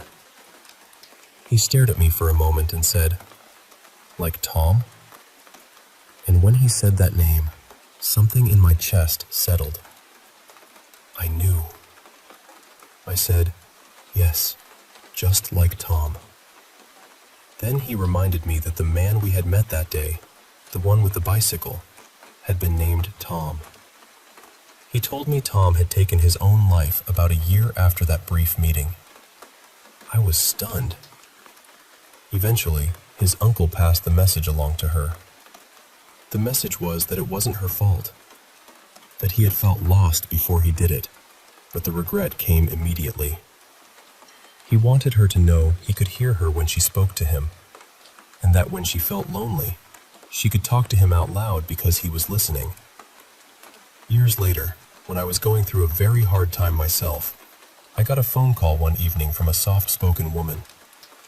Her voice was trembling. She simply told me thank you. She said I had no idea how much I had helped her. And then I realized she was crying. This was in the old gold country hills of California, and even now, when I think about it, I don't remember it as something frightening. I remember it as grief trying to find a doorway. And somehow, for a little while, I became that doorway.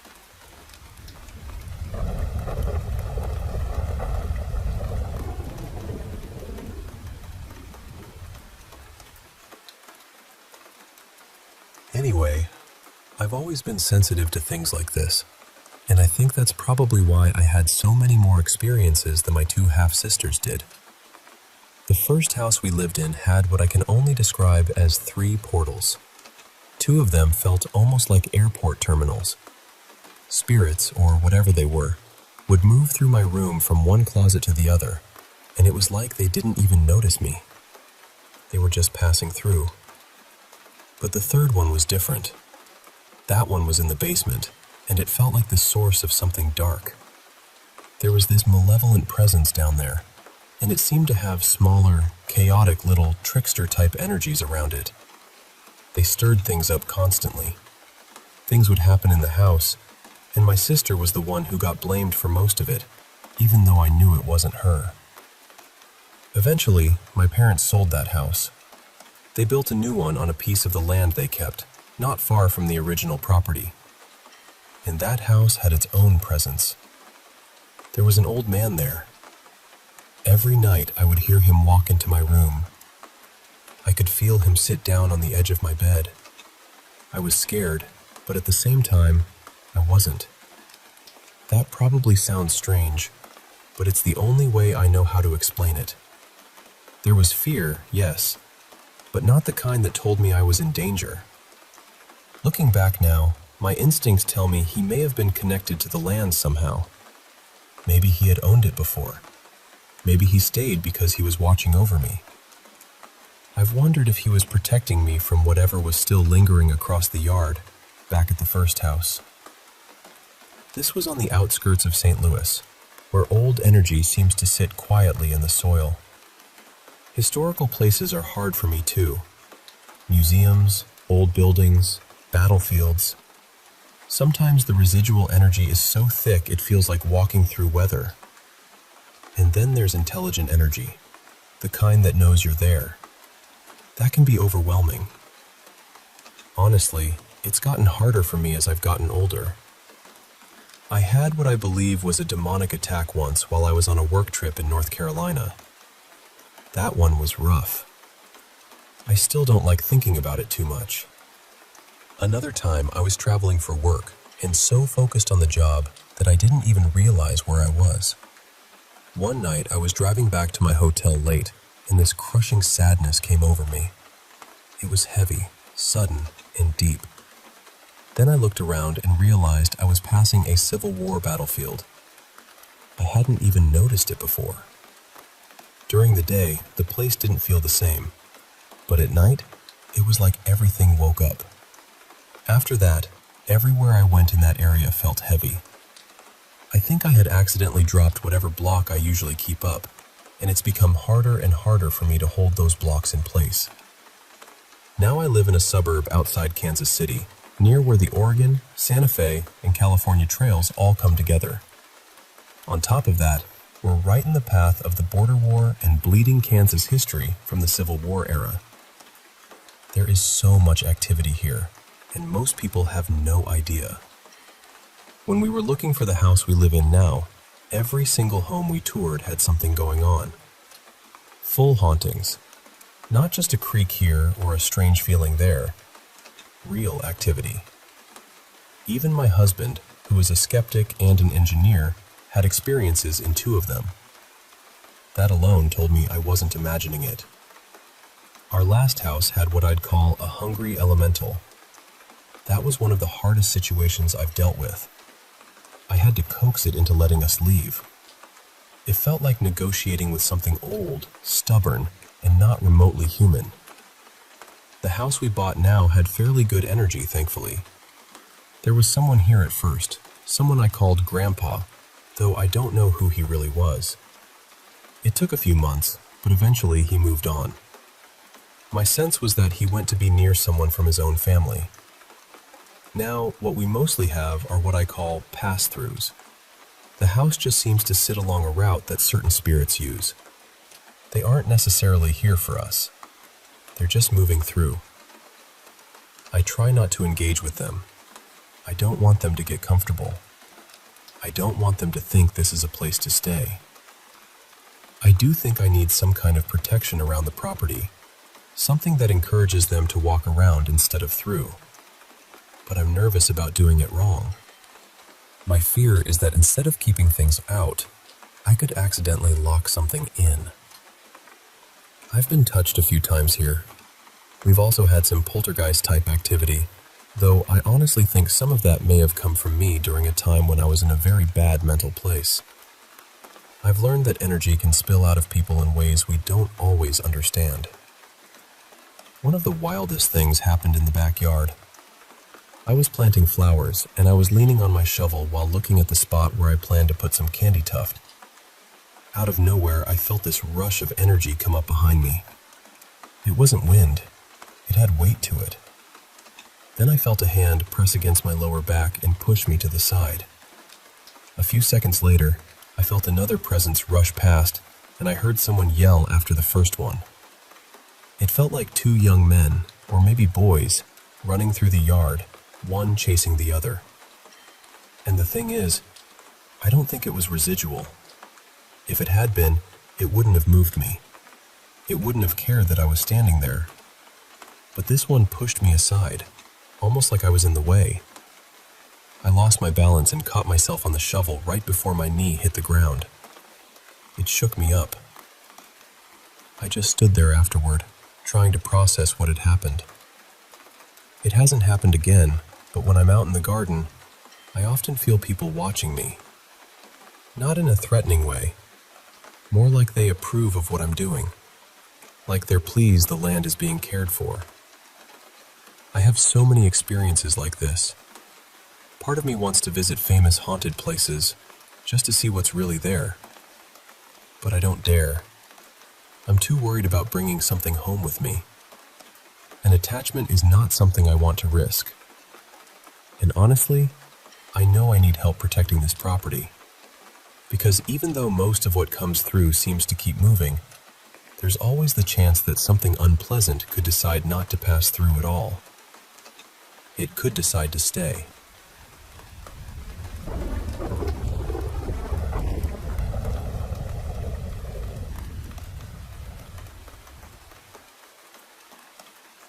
I want to tell you about something that happened to me in the summer of 2020.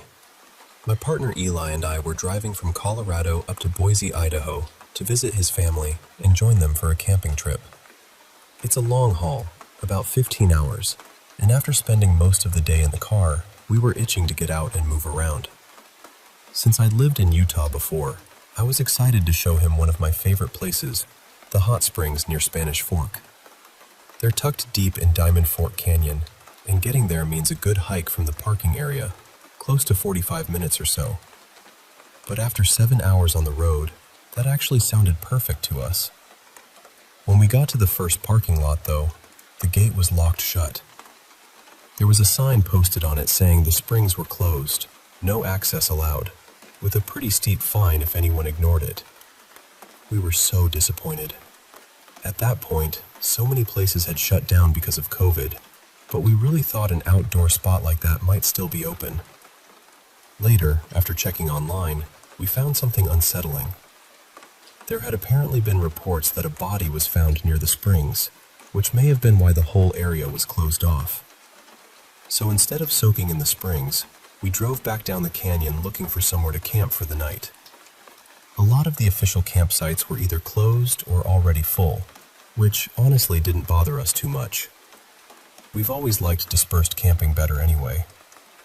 We ended up turning onto this random side road, Road 338, just to see where it led. Most of it was a decent dirt road. We passed a few nice spots by a creek, and there were maybe a couple other campers already settled in for the night. But we kept going because sometimes you just get this feeling that the right campsite is still a little farther ahead. Eventually the road ended, and off to the right there was a fire road branching off. Right there at the turn was this strange boulder, partly enclosed by a little wooden fence with an inscription carved into it.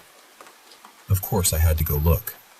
It said, "Diamond Battle, June 20th, 1866. The second I read it, everything shifted. I remember feeling this wave of uneasiness, but also respect. Just standing there, realizing that something violent and important had happened on that land, it stayed with me. We drove a little farther up the fire road, but nothing really stood out, so we doubled back and chose one of the creekside spots we'd passed earlier. It was getting dark fast by then, but we got the tent up quickly and started a fire. The creek was loud enough to fill the silence, but in a peaceful way. Still, ever since I'd seen that memorial, I couldn't shake this strange feeling. I'm not usually a nervous person, but I felt alert in a way I couldn't explain. It was like something was watching us from the trees across the water. Not threatening exactly, just present. And as it got darker, that feeling only got stronger. After a while, I told myself I was just tired and a little spooked, but I decided I didn't want to sit out in the open anymore. So I went into the tent to try to sleep, while Eli stayed by the fire a little longer. I curled up into the sleeping bag and started listening to the sounds around me. The creek seemed quieter from inside the tent, softer somehow. I was just on the edge of sleep when I heard it. Soft chanting. Then drums. My eyes flew open. I lay there completely still, trying to listen harder over the sound of the water.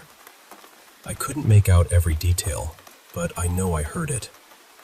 And then I realized the ground felt like it was trembling too, like horses were moving down the road, not far from where we were camped. I remember thinking I should get out and tell Eli, but I also had this overwhelming feeling that if I said it out loud, it would become too real. Like I'd be acknowledging something ancient that had already made itself known. Before I could decide what to do, I fell asleep. And somehow, it was one of the most peaceful nights of sleep I've ever had.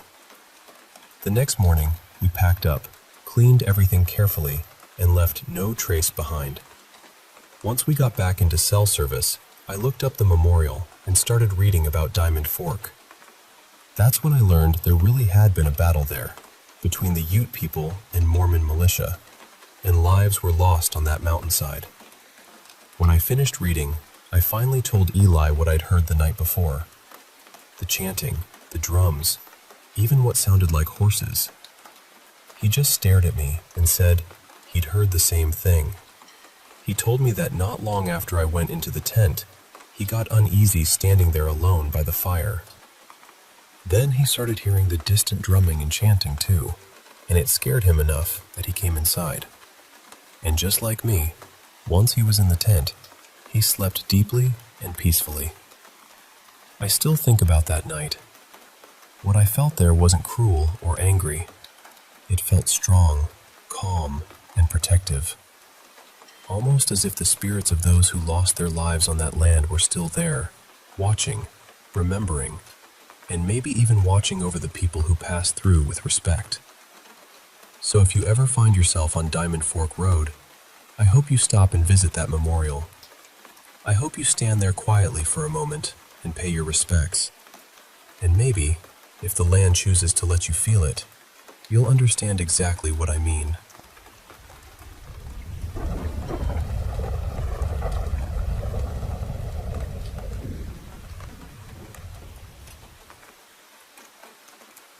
So, I need to tell you what's been happening because honestly, It started to get under my skin. For about the last couple of weeks, my sleep has been completely off. No matter whether I'm going to bed for the night or just taking a short nap, I keep having these really vivid dreams where I feel trapped. It's like I know I'm dreaming, and I'm trying so hard to wake myself up, but I just can't. When I finally do come to, I feel awful, heavy, groggy, almost like I'm coming out of anesthesia. And the weirdest part is I've been sleeping way longer than usual, like 10 to 12 hours sometimes, when normally I'm more of a 6 to 8 hour person. The dreams themselves have been unsettling too. A lot of them take place in places from when I was younger, but everything feels wrong in them. Familiar, but twisted. Off. Like something's there that shouldn't be. Then my older sister Marissa told me something that really shook me. A few days ago, she was walking past my room while my door was open, and she noticed, out of the corner of her eye, that something inside my room was moving at the same pace as she was. At first, she thought it was me, but then she realized it wasn't. She said it looked like me, but like an older version of me, back when I had long hair years ago. She told me it was looking at her in this strange way, almost like it was studying how to move, like it was trying to copy her walk and figure out how to do it right. She said she saw it twice that same day. Both times, it felt like it was mocking her movements. She brushed it off at first, but then she came into the kitchen, saw me there, and told me immediately because she knew something wasn't right. And then last night, things got even worse. I stayed over at my boyfriend's house, and before I settled in, I texted my younger sister Mia because her room is across from mine. I asked her to make sure my bedroom door was shut since I wasn't home. She didn't answer right away because her phone was on Do Not Disturb. Later, when she got home, she walked down the hall toward her room. She was being kind of noisy, keys clanking against her water bottle, the kind of sound that usually would have annoyed me if I'd been asleep.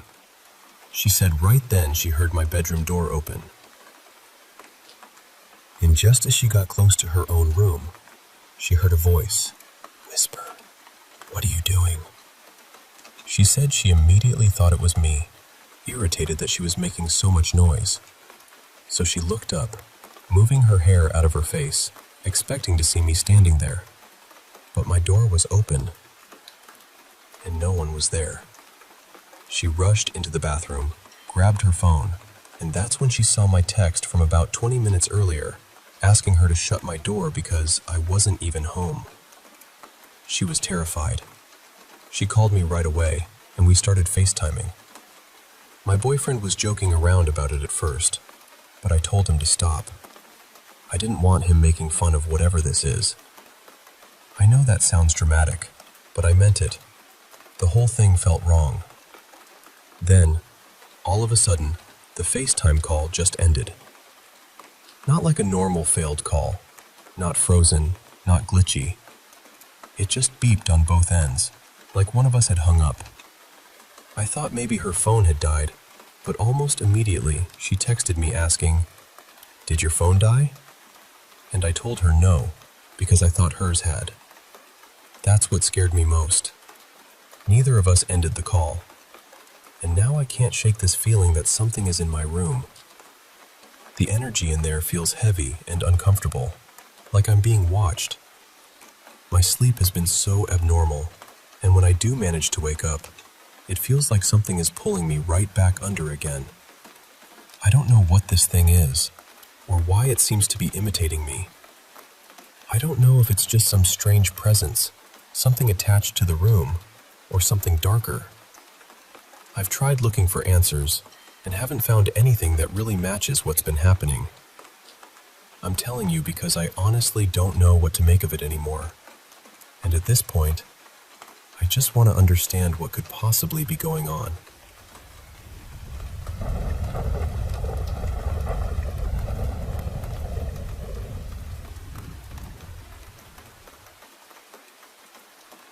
You know how some places feel tucked outside the regular world? My family has a vacation house in a tiny town in Maine, the kind of place where maybe 100 people live there year-round, and everybody knows everybody else's business before breakfast. We've had that house forever, and growing up, we were there constantly. Every holiday, most summer weekends, all of it. So it never felt unfamiliar to us. That is probably why what happened felt so wrong. This started a few days before Thanksgiving in 2022. We were driving up to the house, and I was riding with my mom and dad. My sister and her husband were in the car behind us. We were maybe 25 minutes away, and I was half asleep, just staring out the window, when I noticed what I first thought was a scarecrow standing off the side of the road. But then we got closer, and it was not a scarecrow. It was a man. Young, probably late 20s, maybe early 30s. He was painfully thin, with pale skin that looked almost gray in the cold light. He had long, dark hair hanging in greasy strings around his face, and he was wearing loose jeans and a dirty t-shirt, no coat, even though it was freezing out. But the worst part was the way he was standing. His arms were held out awkwardly, limp at the elbows, his head tilted to one side, and he had this expression that I still do not know how to describe without sounding dramatic.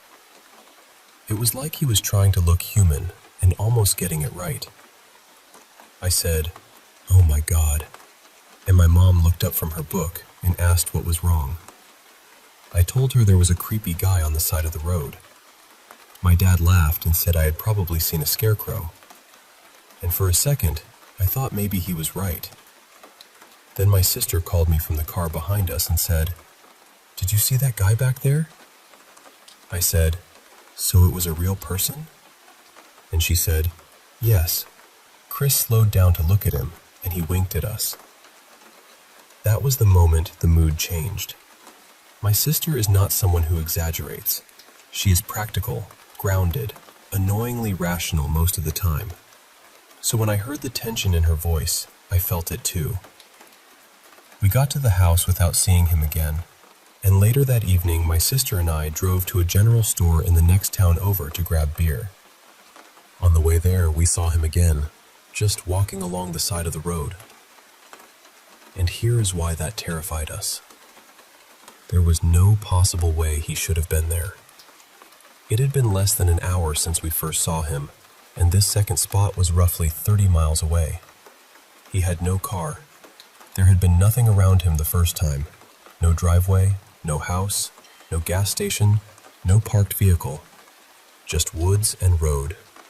My sister kept saying, "How did he get here?" And I kept trying to talk myself into some normal explanation, but none of them sounded convincing out loud. We hurried into the store, hoping he would keep going.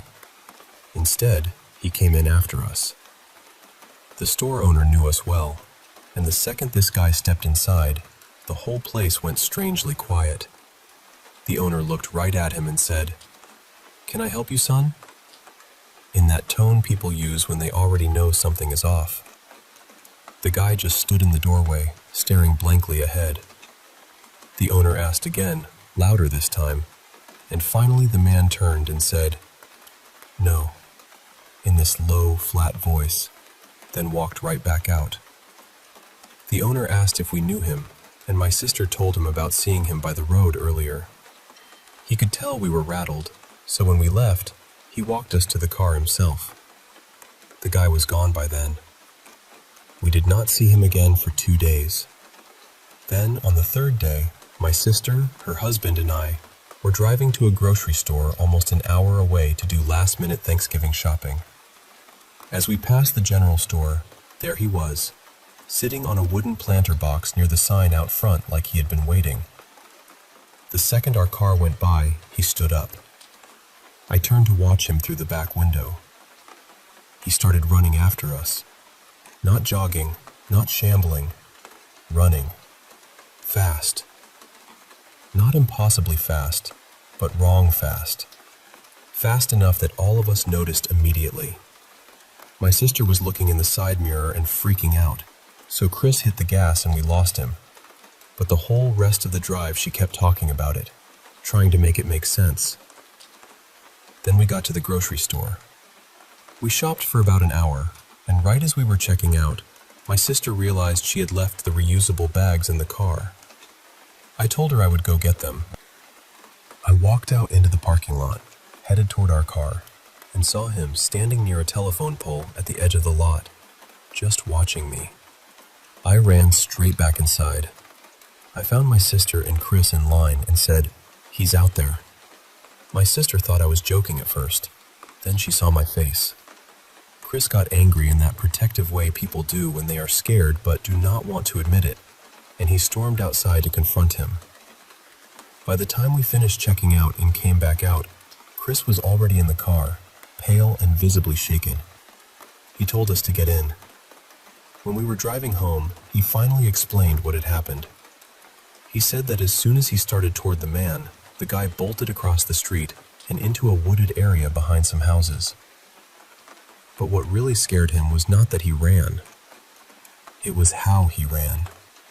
Chris said he moved in this uneven, loping, almost animal way, using his hands and feet together for a few strides, like his body did not care about the normal rules for how people are supposed to move. And Chris is in great shape. He runs all the time. He said there was no way he could have caught him. On the way back, we stopped again at the general store. The owner told us the guy had been there earlier, lingering inside for over an hour without buying anything, barely speaking, just waiting. Then, according to the owner, he had gone outside and sat on that planter box for hours, until suddenly he jumped up and sprinted off at the exact moment we drove by. That night was Thanksgiving Eve, and the whole thing had settled over us like a fog. My mom had still not seen him herself, so she thought maybe we were working ourselves up. My dad was skeptical too. He kept treating it like some eccentric drifter passing through. Then, after Thanksgiving dinner, one of our dogs started losing her mind at the back door. Now, this dog hardly ever barked unless something was truly wrong. We lived around wildlife up there. Deer, coyotes, bobcats, even bears sometimes, and she never reacted like that. This was different. She was furious, alarmed, focused. The next morning, when Chris went outside to walk the dogs, he found muddy footprints around both the front and back doors. Bare footprints. No shoes, no socks. In late November, in Maine. That was the point when even my dad stopped joking. He called the sheriff, and when the deputy came out, he told us they had already gotten a few reports about a strange man in the area over the past couple of days. Nobody knew who he was. Nobody had seen him before. In a town that small, that mattered. My sister and Chris decided to head home that night, but my parents wanted to stay one more evening to tidy up before Christmas. We all tried staying awake late, half to feel in control, and half because nobody really wanted to admit they were scared. Sometime after 3 a.m., I got up for water. I was standing at the kitchen sink when I saw something near the tree line at the edge of the property. A figure, standing still, arms hanging out, head tilted. Exactly the same pose. Then the dog erupted again. My dad came running in, saw me staring out the window, grabbed the gun he kept by the back door for wildlife, and fired into the ground outside to scare whoever it was off. The figure took off into the woods immediately, and for a split second, with the motion and the darkness and the trees shaking behind it, I thought I saw that same horrible, loping run Chris had described. A deputy came later and searched around the property, but of course, he found nothing. That should have been the end of it. It was not. Before we even got home that day, our neighbor called and said the vacation house had caught fire. Someone had broken in through the back door and started a fire in the living room. It turned out to be arson. The fire department got there quickly, so the damage was not catastrophic, but it was enough. The back door glass had been smashed, and the fire had been started in an armchair using lighter fluid and one of those family photo books my mom had made online. That detail got under my skin in a way I cannot fully explain. Not just breaking in, not just setting a fire, using a book of our family pictures. My dad fixed everything quickly because my mom was absolutely determined that Christmas would still happen there. And somehow, unbelievably, it did. When Christmas came, the whole family was there. My parents, me, my sister and Chris, my aunt and uncle, their kids, my grandparents, the whole festive circus. My parents had not told everybody everything. They had downplayed the fire, downplayed the break-in, downplayed all of it, because my mom did not want the holiday ruined. That worked for maybe one day. On Christmas Eve, we were all sitting in the living room when something slammed against the back sliding glass door. My dad went to look and called out, sounding confused, "It's a bird, I think." Then he added, "It doesn't have a head." That was when my sister snapped and told everybody about the creepy man. And because I had been drinking and my judgment had packed up and left for the evening, I blurted out the rest. The footsteps, the figure in the yard, the gunshot, the arson, all of it. That turned into a huge family fight. My aunt, who was deeply into paranormal stuff, immediately started spiraling into theories. My mom was furious. My sister was furious. My poor dad was outside cleaning up a headless bird while the living room turned into chaos. Later that night, my aunt and uncle, because they are exactly the kind of people who would do this, took cameras outside and started calling into the woods, asking if anything was there. A few minutes later, something answered. It was this loud, guttural, unnatural sound from deep in the trees. I heard it from inside the house. Everybody did. My aunt and uncle came running back in. My dad insisted it was probably a deer or a moose making some weird mating call, but none of us believed that. Not really. The next day, in broad daylight, my aunt, uncle, Chris, and the dogs went into the woods behind the house. About a quarter-mile in, they found a campsite. A rough little shelter made from tarps, old sheets, pallets, and stolen outdoor cushions. Trash everywhere. Bottles, cans, cigarette butts, food wrappers. And outside the shelter, mounted like some kind of joke, was a scarecrow. It had been made from stuffed clothes and leaves. The head was an old ball with a ragged dark wig on it. And the clothes were baggy jeans and a t-shirt. Written across the shirt in marker were the words, "Creepy Guy." They also found a notebook filled with nothing but scribbles. No sentences, no drawings. Just pages and pages of frantic, meaningless marks. After that, my sister and Chris left immediately. They had reached their limit. Honestly, I do not blame them. That same night, after dinner, we heard a heavy thud on the roof, then something rolling and falling off the side of the house. And right then, in the middle of all of that fear and adrenaline and tension, my dad had a heart attack. He survived. He recovered. But the whole thing felt cursed by that point, like the house had become a magnet for dread. The next morning, after we got back from the hospital, my uncle walked around outside to see what had landed on the roof. He found a squirrel in the bushes. No head. We did not tell my mom. Since then, we have barely gone back. The cameras are still there, and they still send alerts. Most of the time, it is just animals.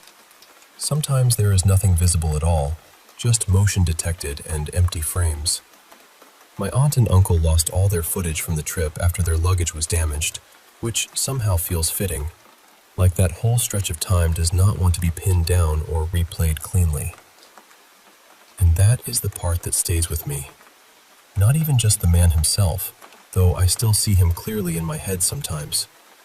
It is the feeling of him, the sense that he had chosen us somehow, or attached himself to the house, or been watching long before we realized we were being watched. I still do not know who he was. I do not know how he kept appearing miles away with no car. I do not know why he stood like that, or why he kept circling back, or whether he was just one very disturbed person, or something even harder to explain. I just know that in a tiny town where nothing goes unnoticed, a stranger appeared out of nowhere one freezing November, and for one long winter, it felt like something had stepped out of the woods and decided not to leave.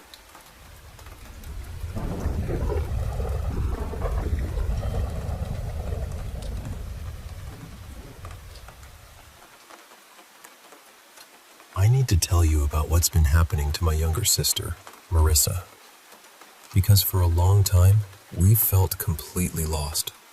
We didn't know what to call it, how to deal with it, or how to protect her from whatever seemed to be happening in that room. It really started back in the spring of 2021 when Marissa was 16. At first, it was sleep paralysis. She would wake up unable to move, terrified, and say it felt like something was there with her. Not long after that, we started noticing handprints on one of her bedroom walls. What made it so unsettling was that the wall had been blocked off by furniture, her TV stand, a bookshelf, a desk, even a mirror, so it wasn't the kind of place someone could casually touch. We tried to brush it off in the beginning. We moved everything back, covered the wall again, and told ourselves not to feed into the fear. But then more marks kept showing up. A couple months later, there were fresh stains. By late summer, there were new prints behind the mirror. Then, near the end of that year, more shapes appeared, and some of them looked almost like a face or some kind of figure. Even saying that still makes me uneasy. There was also one moment that really shook all of us. Her desk somehow tipped over toward her while she was standing away from it, nowhere near close enough to have bumped it. It had been pushed against the wall and felt secure. After that, our dogs would not go into her room without trembling. They acted so anxious around that space that it became impossible to ignore. All through that year, the sleep paralysis kept happening, sometimes several times a month. Marissa told me she heard a deep male voice talking to her during those episodes. It would say cruel things, telling her no one could help her, that she couldn't get rid of it, that she was alone. Hearing her describe that was heartbreaking. We were raised Catholic, so I did what I knew to do. I lit prayer candles, hung crosses, prayed over her room, and kept a rosary on her doorknob. I replaced that rosary more than once because it kept snapping. Eventually, I even started smudging the room, just trying anything that might bring her peace. I kept telling her she had to protect her mind too, because whatever this was seemed to feed on fear. By 2022, we were still trying to manage it the best we could. We covered more of the wall with posters, papers, and finally a tapestry. But even through all of that, you could still see some of the stains bleeding through. There were more marks that spring. The sleep paralysis got a little less frequent for a while, maybe every couple of months instead of every few weeks, and we were hopeful that maybe things were easing up. Then early fall came, and everything turned dark again. The paralysis got worse, and Marissa became afraid to sleep at all. She said every time she closed her eyes, that same voice would come back, threatening her, tormenting her, wearing her down. It got so bad that she would rather stay awake for days than risk falling asleep. We even had her sleep in my room, hoping it would stop if she wasn't alone. But it followed her there too. That was when I really threw everything I had at it. I smudged her room for hours, prayed over her, used holy water, and tried to remind her she wasn't helpless. She told me the voice hated the prayers, said they were useless, said I should stop. But at the same time, she told me they gave her relief. So I kept going. I kept telling her not to let it convince her that it was stronger than she was. For nearly a month, it felt like she was under attack almost every night. Then, slowly, something shifted. She started leaning on the good things around her. Our dogs, her friends, the little moments that made her feel safe again. Bit by bit, the episodes stopped, and by late 2022, things had finally gone quiet. But then in the summer of 2023, it started again. The sleep paralysis came back, and so did the marks. a new handprint appeared high up on the wall, above the tapestry, in a place no one had touched. That tapestry had been hanging there since the year before. Nobody had moved it. Nobody had been behind it. When I finally pulled it back and looked underneath, it felt like all the fear from before came rushing back. That's where we are now. We still don't know what this is, or why it seems focused only on her. For a long time, I thought maybe she was vulnerable because she was younger, because she struggled emotionally at times, because maybe whatever this is sensed that. But honestly, I don't know anymore. I just know I'm scared for her. I saw what this did to her before, and I never want her to reach that point again. More than anything, I want her to feel safe in her own room, in her own mind, and in her own life.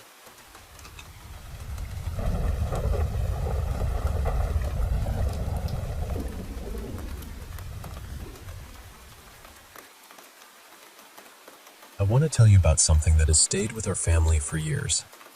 Something I still think about when the world gets quiet. About 7 years ago, my mother-in-law, Marin, died very suddenly at home from a blood clot. It happened out in this very remote area where my in-laws lived, the kind of place with mostly summer cottages and only a handful of people who stayed year-round. Because they were so far out, my father-in-law had to do CPR for what felt like forever, well over half an hour, before volunteer responders got there. It took even longer for the ambulance and paramedics to arrive.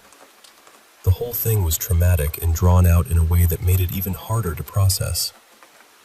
What makes this story even stranger is that we didn't hear it until more than 2 years after Marin passed, even though it all started not long after her death. Their home sat on a quiet bay, with houses curved around it almost like a horseshoe. The roads behind the homes were winding and indirect, and the whole area was surrounded by trees. My in-laws were close with their neighbors, and there was a footpath between the two houses. Part of it ran through the woods, but most of it had been cleared so you could walk through wildflowers, brush, and open patches of land. One night, the neighbor, who was an ER doctor, woke up in the middle of the night and saw someone on that path. He said it was Marin. But she wasn't dressed the way she normally would have been. She was wearing clothes that looked like they belonged to the early 1900s, and she seemed upset, almost frantic, like she was trying to get somewhere and couldn't figure out how. He watched her moving back and forth along the path, looking lost and deeply confused. And the odd thing is, that detail actually made sense to us. When Marin died, she had been finishing edits on a book she was writing, a biography about someone from the early 20th century. She had been completely immersed in that world. It had taken over so much of her attention and energy that seeing her dressed that way somehow fit. This neighbor wasn't the kind of person who went around telling ghost stories. He was practical, grounded, the sort of man who worked strange hours and often found himself awake in the middle of the night. But he said he kept seeing her. Not just once, but again and again over the next few months. Always outside, always on that same path, always with that same unsettled, searching energy.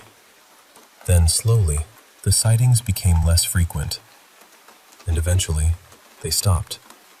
It took him nearly a year to tell his wife, and even then, only because he didn't really know what to make of it. Later, she encouraged him to tell my father-in-law. When my husband and his sister eventually heard the story, something clicked for both of them. Around the same time the neighbor stopped seeing their mother, they had each had a vivid dream only days apart. In both dreams, Marin came to them clearly and calmly.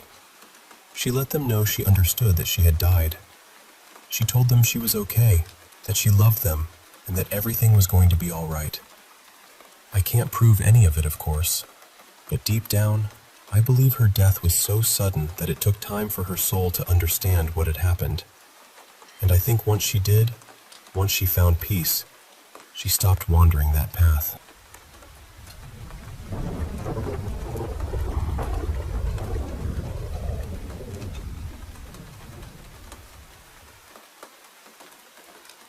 So, let me tell you about something that happened when I was working at the state prison. I spent about 20 years there, from the mid-90s into the 2010s, working every shift you can imagine and dealing with just about every inmate population we had. By then, I'd heard every ghost story that floated around those halls 100 times over. Most of them I took with a grain of salt, and for the longest time, I couldn't see I had ever really had an experience of my own. Then one night changed that. It was sometime around 2005. I was a sergeant then, working a 12-hour graveyard shift in the Women's Substance Abuse Treatment Unit. The layout of that building matters, so bear with me for a second.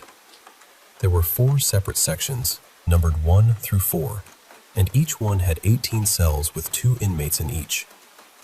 2 sections were on one side of the building, 2 on the other. Each section had its own locked door, and those opened into a larger common area. Then that common area was separated from the front foyer by another locking sliding door. After that, there was still the front exit. So for an inmate to get all the way out, several secured doors would have to be opened first. That's important. On graveyard shift, it was just me and one other officer. We did count at 10:30 p.m., then every hour from midnight to 6 in the morning. We also had culinary workers we had to wake up for kitchen duty at 4 a.m. Usually, we'd do the 4 count a little early, clear it, and then let those workers head out just before 4:30. That night, I was in the control room with my regular partner. The control room sat right in the middle, between the north and south sides of the building. It was a little before 2 a.m. We were doing what people on a quiet overnight shift tend to do, just passing the time online in the dim glow of the monitors. We kept the control room dark so the inmates couldn't easily see in, but the common areas and sections stayed lit for safety. My 2 a.m. count was coming up, and it was my turn to make rounds. I was getting myself together, stretching a little, looking for my flashlight, the usual routine. And then I happened to glance out the control room window toward the common area on the 1-2 side. And I saw Raina. She was an inmate there. I won't use her last name, but I remember her clearly. She was a big woman, close to 6 feet tall, probably over 300 pounds. Quiet, polite, never caused trouble. Honestly, she was one of those inmates you remembered because she carried herself with a kind of gentleness. She also worked in culinary, so at first, seeing her near the sliding door didn't immediately set off alarms. Then it hit me. First, she was way too early to be going to work. Second, and more importantly, I had not opened a single cell door. The second that registered, my whole body went cold. I actually started toward the control panel to open the slider for her out of instinct, then stopped dead and thought, what the hell? I went back to the window and opened the little metal speaking port so I could ask her why she was out of her room. But when I looked again, she was gone. Just gone. I stood there for a second trying to make sense of it. Then I checked the control panel to make sure all the cell doors were still secured. They were. Every one of them. So now I'm unsettled, but I still have count to do. I head out, and the whole time I'm telling myself there has to be a reasonable explanation. I figured maybe when I got to Raina's cell, I'd find her awake and moving around. Maybe she'd tampered with the door somehow, and I'd be writing her up before sunrise. But that's not what happened. When I got to her cell, she was in bed, asleep on her side with her back to the door. I held my flashlight on her longer than I normally would, just to make sure. She never moved, never stirred. And when I checked, her cell door was locked tight. Nothing else happened that night. No sounds, no movement, nothing I could point to and say, there, that explains it. But I'll tell you this, I never settled down after that. For the rest of the shift, I had that crawling feeling in the back of my neck, like I wasn't alone, like something was just behind me every time I turned a corner. And even now, when I think back on it, the part that stays with me is simple. If Raina was asleep in her locked cell, then who was standing at that door?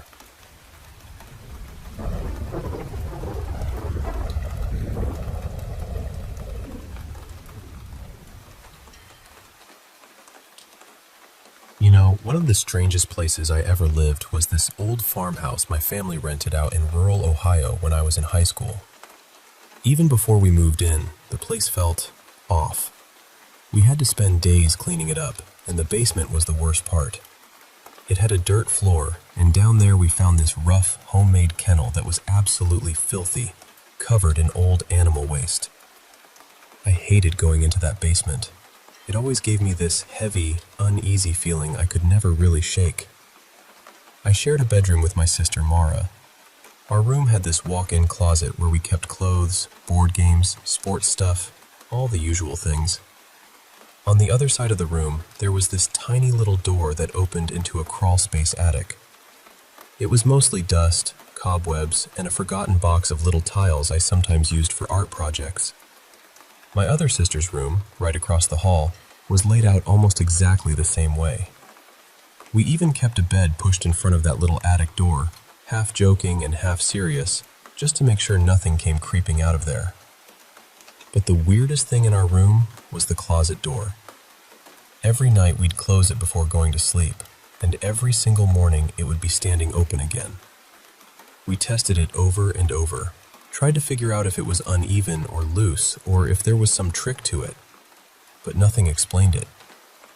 At one point, we actually took the doorknob apart so we could shut the door and remove the knob completely, thinking that would finally keep it closed. It didn't. Somehow, the door still kept opening. At night, we'd hear scratching in the walls. Now, it was an old farmhouse, so sure, maybe there were mice or something in there. That would have made the most sense. But when you're lying awake in the dark, hearing those sounds move through the walls, your mind doesn't exactly choose the comforting explanation. And it wasn't just the bedroom. Strange things kept happening all through that house. Sometimes the doorbell would ring for no reason. We lived way out in the country, with the nearest neighbor about a mile away, so it wasn't like kids were running by playing pranks. Then there was the day my whole family drove into town, and when we came back that evening, the front screen door was latched from the inside. The back door was secured too, and that one could only be locked by wedging a broomstick under the knob from inside the house. There was no way to do either of those things from outside. So there we were, standing there, realizing both doors were locked in a way that should have been impossible. We ended up forcing a window open to get inside, and when we did, our dogs were hiding under the furniture, completely terrified. Then we noticed every furnace vent in the house had been pulled up from the floor and flipped upside down. Every single one. I also saw things I still can't explain. Sometimes I'd wake up in the middle of the night and see these little glowing orbs drifting around the room. And one evening, out behind the house, I saw 2 red lights moving slowly across the field. Not headlights, not flashlights, just red orbs gliding through the dark. What makes it even stranger is that my parents didn't really talk about any of their experiences until after we moved out. But later, my mom admitted that while she was home alone during the day, she'd hear odd sounds all the time and notice things being moved. She never actually saw anything happen right in front of her, but she'd put something away, leave the room, and come back to find it sitting out again like it had never been touched. That house was, without question, the creepiest place I've ever lived. I think if I were there now, I probably wouldn't be quite as scared as I was back then. Looking back, as unsettling as it all was, I never really felt anything truly hateful there. Just watched. And that was more than enough.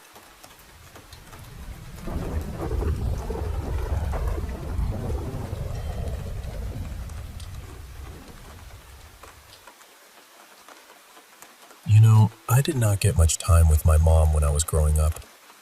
My dad was the steady one, the one who raised me day to day. and my mom let him take the lead. I still saw her sometimes, just not often, maybe once every few years. Back then, I did not really understand it. Now that I am older, I do. Life can get tangled fast.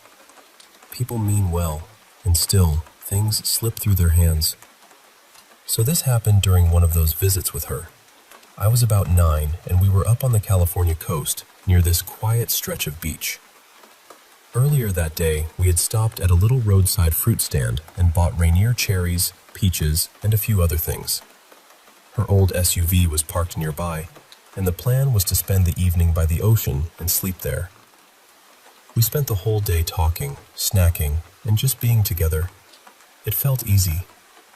As the sun started going down, she pulled out a couple of flashlights and 2 plastic buckets. She had missed a lot of my firsts growing up, and I think she was always trying, in her own way, to squeeze in something memorable whenever she had the chance. That night, the adventure was hunting for big shells while the tide pulled back. At first, it felt fun and harmless. The air was damp, that salty kind of cold that sticks to your skin, and we kept getting excited every time our flashlights caught something pale in the sand. Most of it turned out to be little shells, broken bits, drift trash, nothing special. We kept going, further apart after a while, each of us scanning the shoreline. Eventually, I got frustrated. I had not found anything good, and I was tired of stopping for every tiny white speck. So I started sweeping my flashlight farther ahead, looking only for something big. Then I saw it. It was this larger, pale shape near the edge of the beach, half buried. I got so excited I started yelling for my mom and ran toward it, my bucket banging against my leg the whole way. I was sure I had finally found the shell. But when I got close, I noticed there was a big opening in it. At first, I thought it was just cracked or damaged, which honestly did not even bother me. It still seemed like an amazing find. Only then I looked harder, and the opening did not look broken. It looked clean, intentional, like it was supposed to be there. A second later, my mom came up beside me with her flashlight, and we were both just standing there, staring at this strange oval thing in the sand.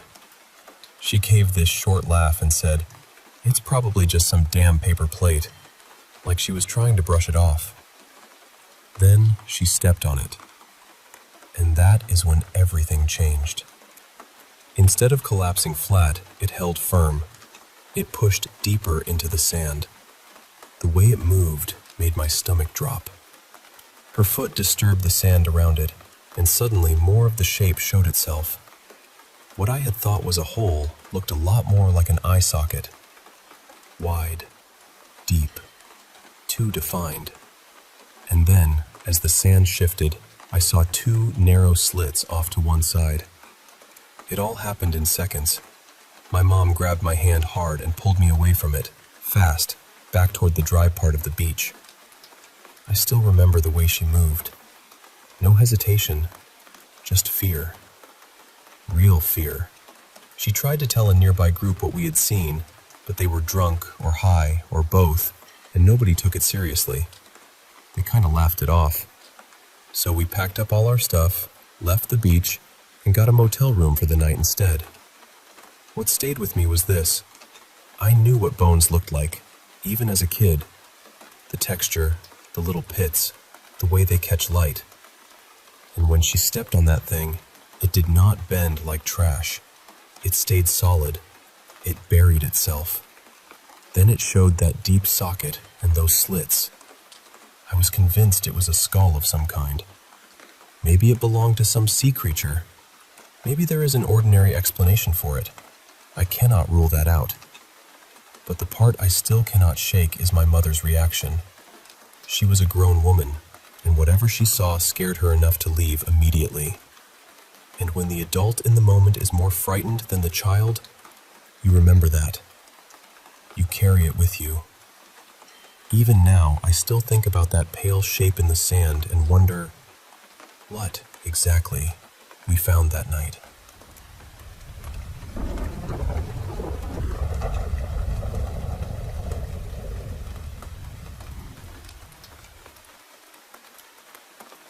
I've had this experience stuck in my mind for years, and even now, I still can't explain it.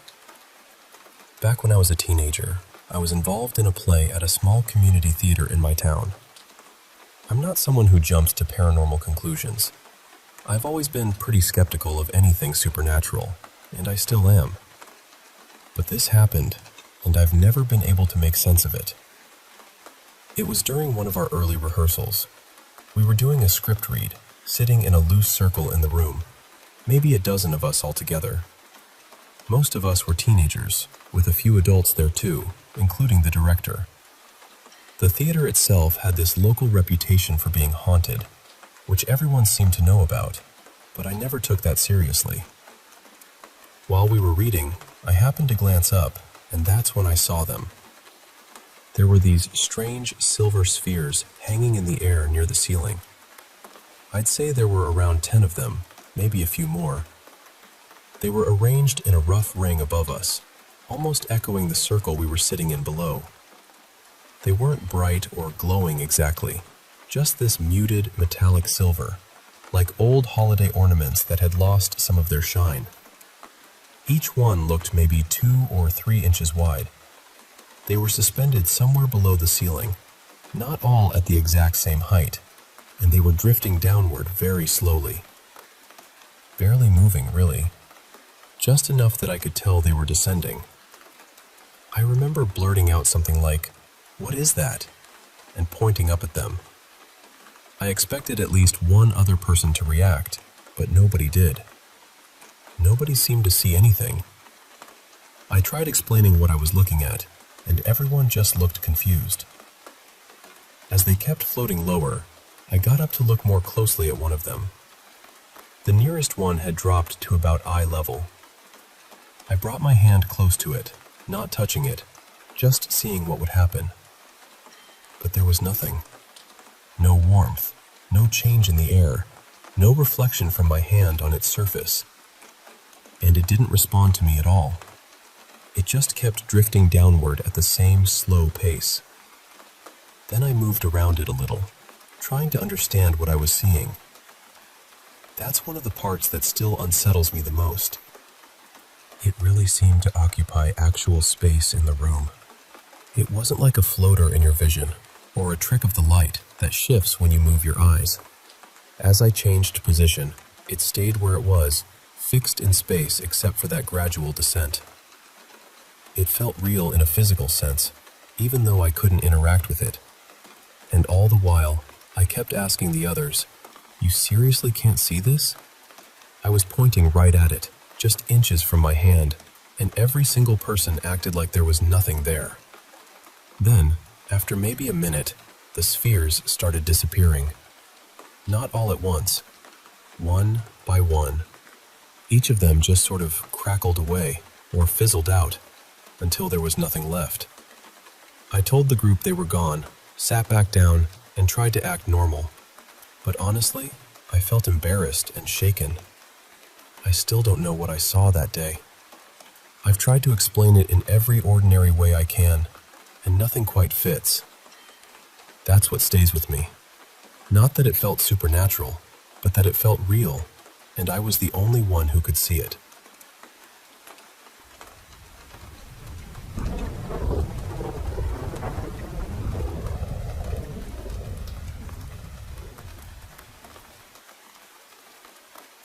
You know, back in early 2002, my wife, our 4 kids and I moved into this house that had been built sometime in the early 70s. It felt like a dream for us then. 4 bedrooms, a big fenced backyard, plenty of room for the kids to run wild. It really seemed like the perfect family place. For the first few years, though, my wife and daughters kept mentioning little things that didn't make much sense. Cabinet doors would be hanging open when nobody remembered touching them. Things would turn up in strange spots. I remember one time the decorative bowl from the dining table somehow ended up in the basement bathroom. Another time, my wife's paperback, the one she always kept on her nightstand, turned up in a basket of clean towels. I kept brushing it off. I figured it had to be the kids fooling around, or somebody moving something absent-mindedly and forgetting about it later. Then it started getting harder to explain. My youngest daughter began talking about this little man she said lived under the stairs. She described him as grouchy, sometimes angry.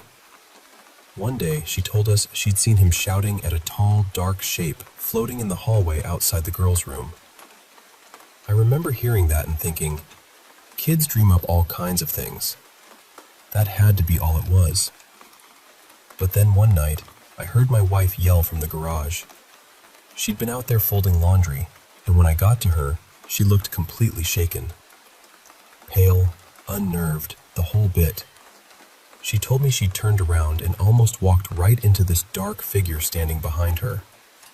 She said it seemed human-shaped, just black and shadowy, and when she spun around, it slipped backward into the darkness.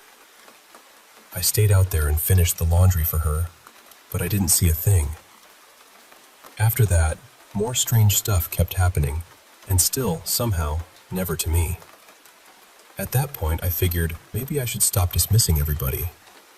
My wife wanted to sage the house, so we did. And honestly, things got quiet for about a week. Then one evening, I was home alone.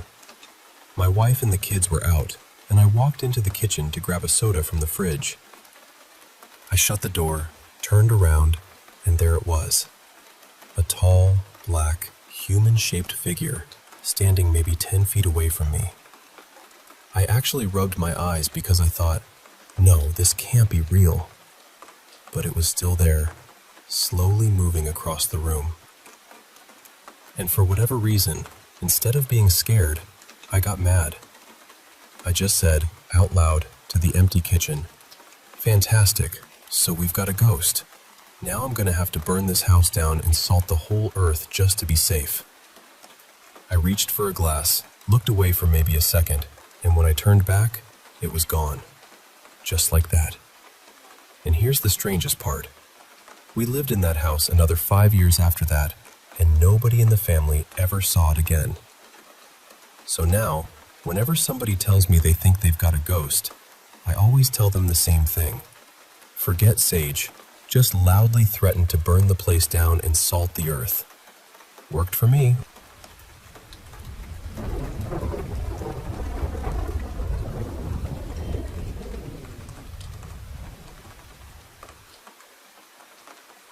So, I've been living in this house for a little over a year now, with my dad and my grandmother. It's an old place, easily close to 2 centuries old, maybe more. It has 2 main floors, plus a basement, and this huge attic that feels like its own world. My room is still set up on the 2nd floor for now, but it's tiny, so the plan is to move me up into the attic once it's finished. The attic is the part that really gets to me. There's this old section up there, almost like a hidden room that stretches around part of the attic. Not all the way around, but far enough that it feels bigger than it should. Since we're renting, the landlord, this elderly man named Mr. Halden, left a lot of his old belongings back there. Stuff like faded portraits in heavy gold frames, an antique cradle that looks straight out of a nightmare, and this rusted old furnace sitting in the corner. It's the kind of room that makes you uneasy the second you step into it. And the strangest part is, that room is always warm. Even in the middle of winter, when the rest of the attic feels cold and still, that back room stays oddly heated. It doesn't make sense. What really unsettles me, though, is what happens late at night. The attic barely gets any airflow. When the door is shut, there's practically none. Even with it open, it's not much. The windows are painted or glued shut. There are no fans, no vents doing anything useful. Just this weak little draft from somewhere you can't really trace. And still, sometimes in the early hours of the morning, it sounds like something is scratching from inside that attic room. Not outside the door, inside. Sometimes the door even seems to move slightly with it. I've tried to explain it away. The hinges in this house are old and unreliable. We do have cats, but they never go in there. They won't even linger near the attic for long. Anytime they get close, they back off like they want nothing to do with it. Then there was the closet. I was walking toward my bedroom one day, and across from it there's this storage room nobody really uses. On my right, there's a small closet against the wall. Out of nowhere, the door slowly started to open on its own. I mean slowly, with that long, creaking squeak that old wood makes when it shifts. That room has no breeze, no open window, nothing that should have moved it. The closet itself is tiny, just a few hanging clothes and some old bags inside. I remember staring at it for a second and then deciding, honestly, that I just didn't want to know. And then there are the doors. One afternoon, my friend came over while I was home alone. We were waiting for my mom to pick us up so we could head to the pool before the rest of my family got back. Everything felt normal. My bedroom door was wide open, my grandmother's door was cracked like it usually was, and my dad's room was open too. We were just gathering our things, getting ready to leave, when my grandmother's door suddenly slammed shut. Not drifted, not crept. Slammed. My friend saw it happen before I even turned around. When I looked back, the door was fully closed. And just to be clear, those doors are heavy. They're tall, solid hardwood, thick enough that you really have to push them to get them moving. There's no way a little draft could have shut it like that, especially not in a house with such poor airflow. And we were completely alone. Another night, I was lying on my bed when my own door suddenly jerked open a few inches. At the time, I brushed it off. My door has the worst hinges in the house, so I figured maybe it had shifted, or maybe one of the cats had nudged it. But later, I remembered something that still bothers me. We have motion sensor lights by the stairs, and one of them is directly outside my room. It's extremely sensitive. If anything passes near that doorway, even by a foot or so, the light comes on. That time, it stayed dark. No light, no sound from a cat, just the door moving open on its own. And now that I'm thinking about it, those lights have switched on by themselves before too. I know old houses make noise. I know wood settles, hinges slip, and people can scare themselves when they're already uncomfortable in a place. I really do know that.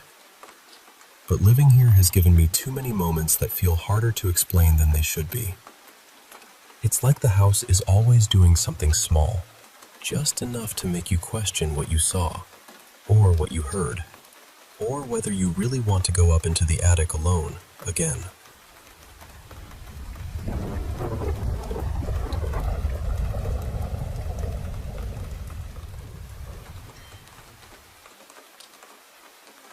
I want to tell you a little about the house I grew up in, because I think the history of it matters.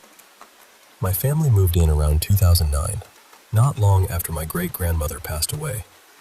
Before that, we had been living in a cramped 2-bedroom apartment, so moving into this place felt like a huge change for all of us. The house had belonged to my dad's side of the family for a long time, especially my great-grandparents, and there was already so much history sitting in those walls before we ever unpacked a single box. And when I say the house is old, I really mean old. During renovations in the kitchen and the upstairs bathroom, we found an ancient cast iron pipe hidden inside one of the walls. A lot of the wiring is outdated too, the kind that makes you wonder how everything is still running without sparks flying. The whole place has always felt like it's carrying the weight of 100 years. The first strange thing I remember happened when I was a kid, probably 8 or 9. It was a school night, and I was lying in bed, right on the edge of falling asleep. My closet door was open, and out of nowhere, I heard a little girl's voice say, very clearly, "Hello." Not faintly, not like I imagined it. I mean clear, like someone was standing right there in my room. I froze. Then I panicked. The only woman in the house that night was my mom, and I didn't have a sister or anyone else who could explain it. I ran downstairs and told my parents, but they brushed it off and said I was probably half asleep, letting my imagination run wild. But I knew what I heard. I still know. After that, I made a habit of sleeping with the closet door shut. The second experience happened a few years later, late at night while everyone was winding down for bed. I was talking with my mom in her room when I noticed a tiny glass keepsake sitting on her dresser. It had a cork in the top, and inside was a folded newspaper clipping with a layer of ash-like dust. When I asked about it, she told me it held a small portion of her grandmother's ashes. Some of the family had each been given a little amount to keep. We talked about it for a while, and then I went to my room. Maybe 15 minutes later, just as I was settling in, I heard a soft knock at my bedroom door. It was light, but distinct enough that I got up and opened it. No one was there. I stood in the doorway for a second, staring into the hall, trying to make sense of it. Nothing moved. No one called out. It was just quiet. The third thing isn't really one moment. It's more like a feeling that never leaves. Anytime I'm alone in the basement, especially in the laundry room, I feel watched. It doesn't matter whether I'm switching clothes from the washer to the dryer or just grabbing something off a shelf. The feeling always creeps in the same way, like there's someone behind me, standing just outside my line of sight. I always turn around, and there's never anybody there. Still, the feeling is so strong that I can't ignore it. These days, whenever I go down there by myself, I play music or a video on my phone just to fill the silence. It helps a little. Not completely, but enough. The last experience happened pretty recently, only a couple of months ago, and honestly, it shook me more than anything else. It was the middle of the night, and I was in bed trying to fall asleep. My room was dark, and I'd had my eyes closed for a while. At one point, I opened them to check the time on my clock. I looked over, saw the time, and then rolled back onto my back. As I settled in, I glanced slightly to my right, and there was something standing beside my bed. It was dark, darker than the room itself, like a human-shaped shadow. I could make out the outline well enough to tell it was roughly my height, maybe even a little shorter. There were no features I could clearly see. No face, no eyes, nothing like that. Just the shape of a person standing there next to me. I didn't hesitate. I jumped out of bed and ran straight into the hall. My parents heard me and came out to see what was wrong. I told them what I'd seen, and I remember trying so hard to make them understand that I wasn't confused and I wasn't dreaming. I knew I had seen someone or something standing over me. I haven't seen that figure again since that night. But even now, living in that house still feels different sometimes. Not every day, not every hour. Just in those quiet moments when the place seems to remember something I don't. And when that happens, I can't help feeling like maybe we've never really been alone there at all.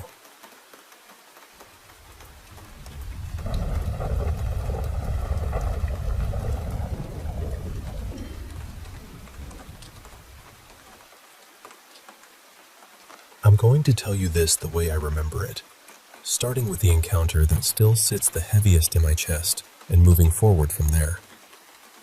The main presence in all of this is what I can only describe as an angel-like figure. I've had other strange experiences too, but this one has followed me through so many years that it's the one I keep coming back to. After a few encounters, I started calling her Lucia. Just a small shift from the old name that felt closer to who she was to me. The first time I saw Lucia, I was 4 years old. I had gotten up in the middle of the night to use the bathroom. The hallway outside my room was always lit because I was terrified of the dark, so I should have felt safe. But when I came out, I had this sudden, crushing feeling that something was watching me. You know that feeling when your body notices danger before your mind can explain it? It was like that.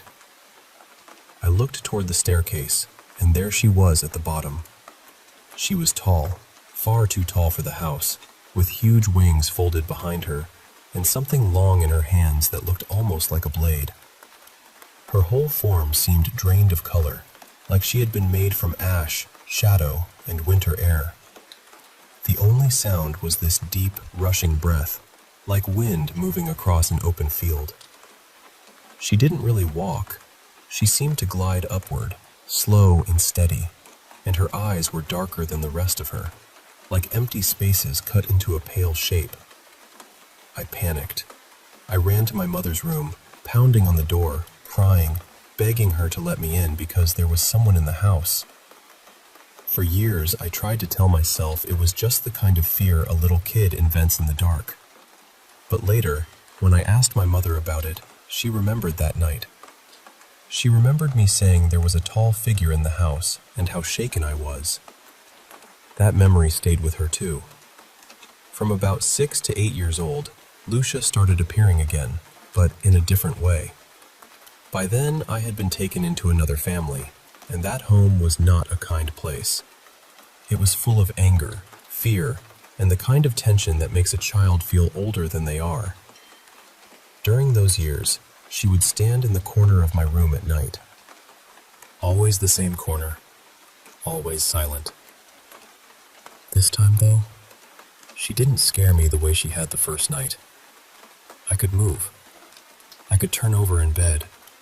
I could pull the blanket tighter and pretend not to notice her, even though I always did. Around her there was this faint mist, bluish and greenish, like smoke catching moonlight. She would just stand there, watching. Not threatening, not comforting either exactly, just present. Someone I cared about later suggested maybe she had been some kind of guardian presence, maybe trying to absorb the ugliness around me, or keep watch when no one else did. I still don't know what I believe. I only know that in the middle of all that pain, she kept showing up. When I was 14, I was living somewhere safer. That summer I was at camp, and during a quiet period when everyone was supposed to stay in their cabins, I snuck out because I was the kind of kid who always needed to be outside. I was walking through the woods near the ropes course when I noticed movement beside me in the trees.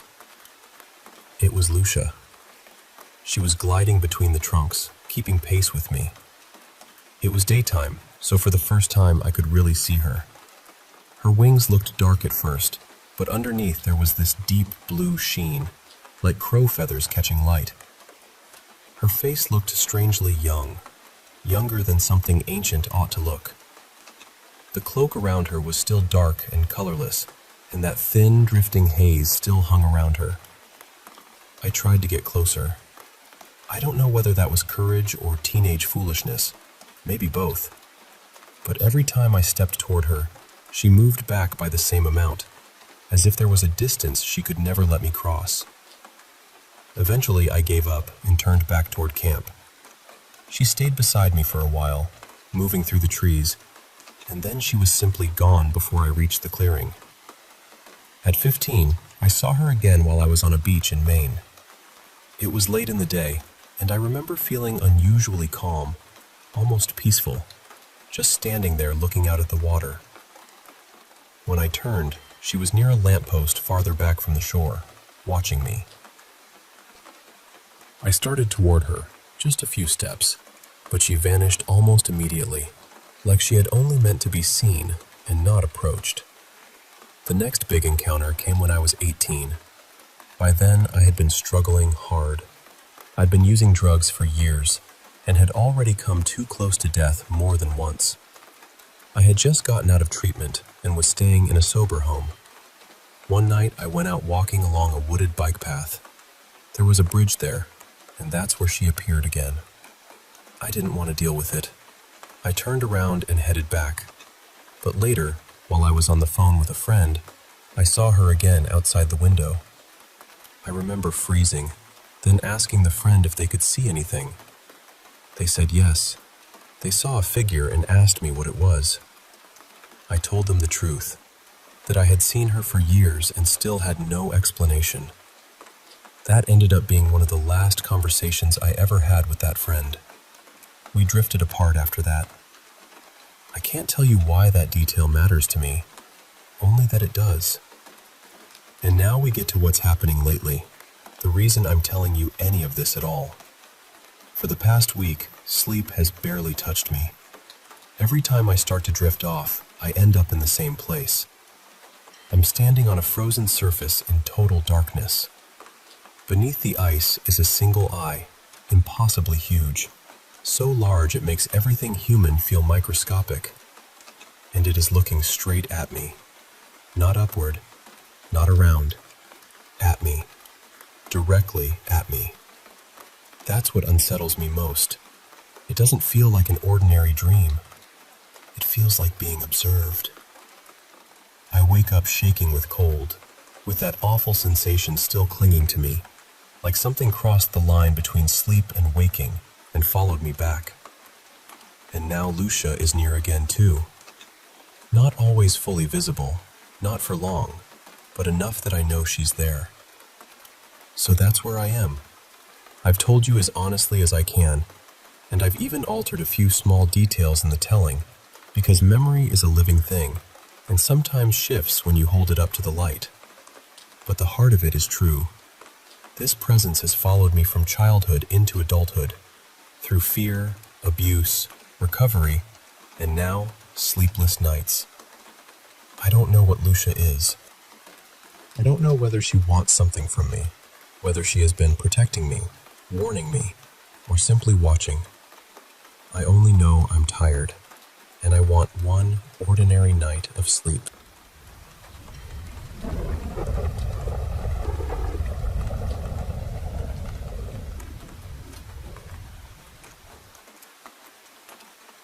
So last night, my friend and I tried something I still can't fully explain. He was on TikTok live with me, all the way in Portland, while I was in New York City. He had the Ouija board in front of him, and I had the EMF reader with me. We started carefully, opening the board only to neutral or kind spirits, just to be safe. The first spirit that came through gave us a name when we asked. It spelled out T. Gersanov. When we asked where he was from, it spelled something like risky, which made us think maybe Soviet or Russian. We searched for anything that matched, but found nothing. He did not seem to have much more to say, but while he was there, the EMF reader kept reacting. After a while, we said goodbye and opened the board again for any other spirit that wanted to speak. That is when everything changed. The EMF reader suddenly went wild, straight into the red, blinking over and over without stopping. We asked for a name, and the board kept moving between the same letters, spelling out Vova again and again. At first, we honestly thought it might just be a child spirit, almost playful, not really understanding what we were asking. We looked up the word afterward and only found a strange little coincidence, but nothing that really explained it. So we asked how old the spirit was. The planchette moved to 5. We asked again just to make sure, and it stayed there. That was the moment we realized we might really be talking to a child. Then I asked a question I truly wish I had left alone. The answer that came through was water. The second that word was spelled out, the whole atmosphere around me shifted. The EMF reader was going harder than it had the entire night, and the air around me turned freezing cold. I got chills instantly, and the back of my hand started prickling. I reached my hand out over the EMF reader, and I swear I felt something cold and damp against it, almost like a wet face.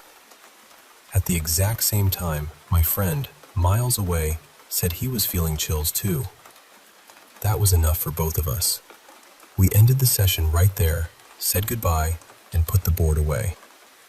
By then, I was starting to feel physically sick, nauseous, shaky, and completely drained. Whatever we had connected with, it felt deeply unsettling, and the sense we were left with was that this 5-year-old spirit had drowned. I still don't know what to make of it. I just know neither of us felt normal after that.